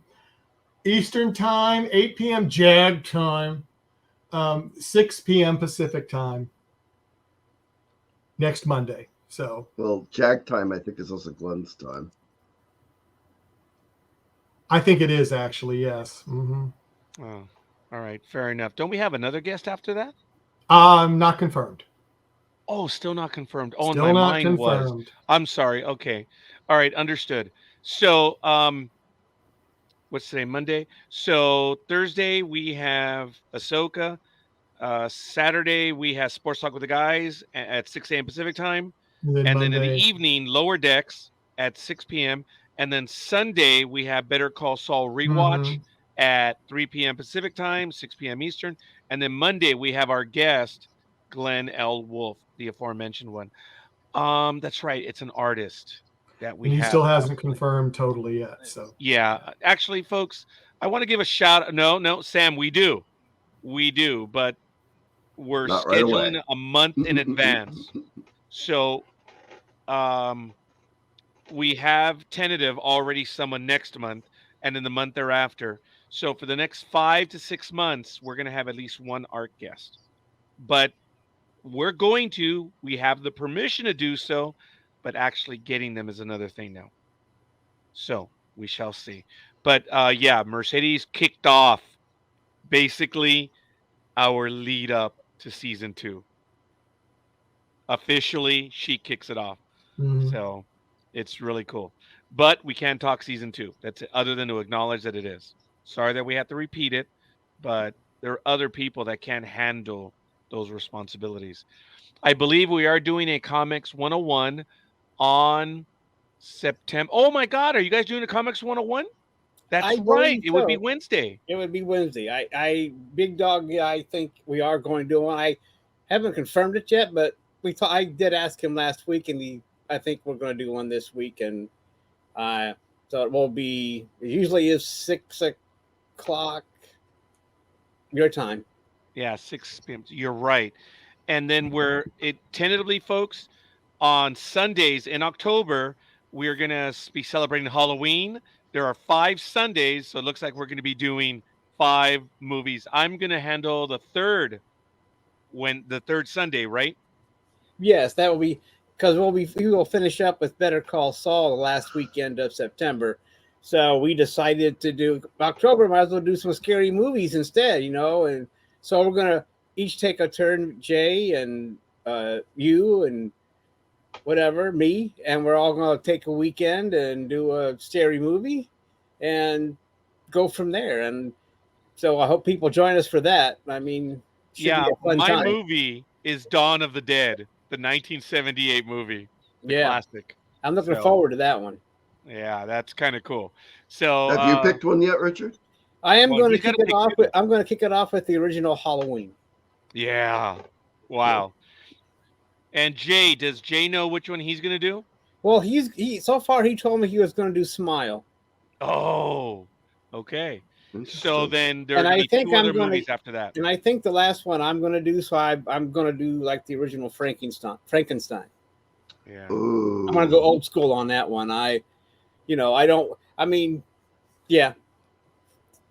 So that's the tentative schedule. I don't know what Jay's next one is. He hasn't said anything yet, but that's what we have so far. So we're going to be Halloween, then Smile, and then Roger with Dawn of the Dead. with the Dead, and then the final weekend, Halloween. I will be doing Frankenstein, the original one. Oh, fun. Okay. So that's going to be on Sundays. And Yes. then, folks, we are also going to be talking internally about about Breaking Bad. Yep. We're going to do a rewatch, and it's going to probably start maybe November, December. And also on calendar, yours truly is already returning to Galactica. We're going to do the original series, Galactica 1980, and the reimagining. We're going to follow it through. That's going to be probably a multi-year project, as is Better Call Saul. I'm sorry, as is Breaking Bad. So those are on calendar, folks. We ask you to bear with us. We got a lot of stuff going on. Oh, We really do. And I'm waiting for Yes, Jag we to do. say, I want to do Doctor Who or some other program, and then we'll see. I got what I Doctor got. Who. Yeah, we got to do Doctor Who. I Yeah, got I'm what I not. I'm got. out. I'm out. Yeah, I got I'm what not. I Doctor got. Who. Doctor Yeah. Who. I Yeah. say Doctor Who, but anyway, I got my program. So I'm good. fair I enough. got way too many programs. I know you're in, Greg. Sorry, buddy. So Richard, do it, Yeah. buddy. Oh, okay. Do the Well, announcement. since I know, but everybody that's here and everybody that all your friends, you need to tell everybody to hit that like, subscribe button, and ring that notification bell so you don't miss an episode of Trekking Across the Universe, because it's always fantastic and you always learn something. I don't know what it is, but you might learn something. I know that we do. And I got to do this for SoCal Girl because she likes it so much. So anyway, Oh, make sure you hit the subscribe button, like button, the notification bell, and everything will be good. Well, everything will be good with your life. Maybe until you watch the show, and then maybe things will go downhill a little bit. But anyway, I'm gonna go ahead there, Raj. You finish us up. I want to thank Mercedes de la Cruz. You already heard me. I meant it all. We're privileged. She's a blast, and I thank her for giving so much. And I look forward to speaking to her again. This is not her last time. She will be returning, so it's good. I want to thank Michael for all the work that he does in getting so many guests, for coordinating so many efforts, for doing the IMDb updates, for doing ndbmedia.net, for programming many episodes when I'm unable to do so. I am in Michael's debt, and I'm eternally grateful. Jag, dude, from coming out of nowhere to joining us full time to even taking over a program when Michael and I were unable to do something. Dude, you have arrived as well. My eternal thanks to you, Greg. If it comes to someone on the arc, that's the man over there. He knows what's going on. And having Jag, Richard, Michael, and now Greg, and everyone else in the chat room, the conversations we've had about the arc, wow, it's been incredible. And having the stellar. guests on, it's been incredible. So we're going to try some Comet water. And to Richard, who I've known for a very long time as well, in assisting, keeping the network going, helping us out with the guests, being a co-host, running programs as well, and doing some other stuff. Yep, there it is, Comet Water. And even for programming some episodes, he has been doing a marvelous job. And then Greg, having met Greg about 10 years ago on another program, and Still audio, just audio back then. just too. audio at the time. And then knowing I wanted to do stuff, I asked him to join me as co-host, and hook, line, and sinker, he's in. I'm eternally grateful. As for those that know and don't know, Greg is committed to not only science fiction, but fandom, many programs. He's very learned, and he's also involved in the fan film community as well.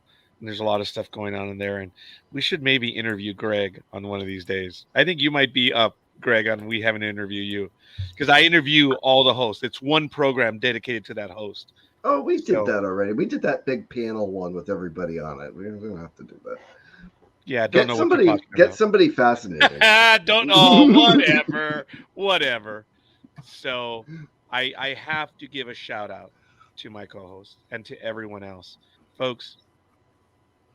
Yes, I'm the lucky one that gets to say NDB Media is my child, but it's my child only because of what everyone else does here. I'm the lucky one that gets to say it's mine, but it's not mine. It belongs to Richard, it belongs to Greg, it belongs to Jag, it belongs to Michael, and it belongs to everyone in the chat room. We're lucky to be on video, but we are you. And as I said, you are us. We're all fans. And without you in the chat room, Michael?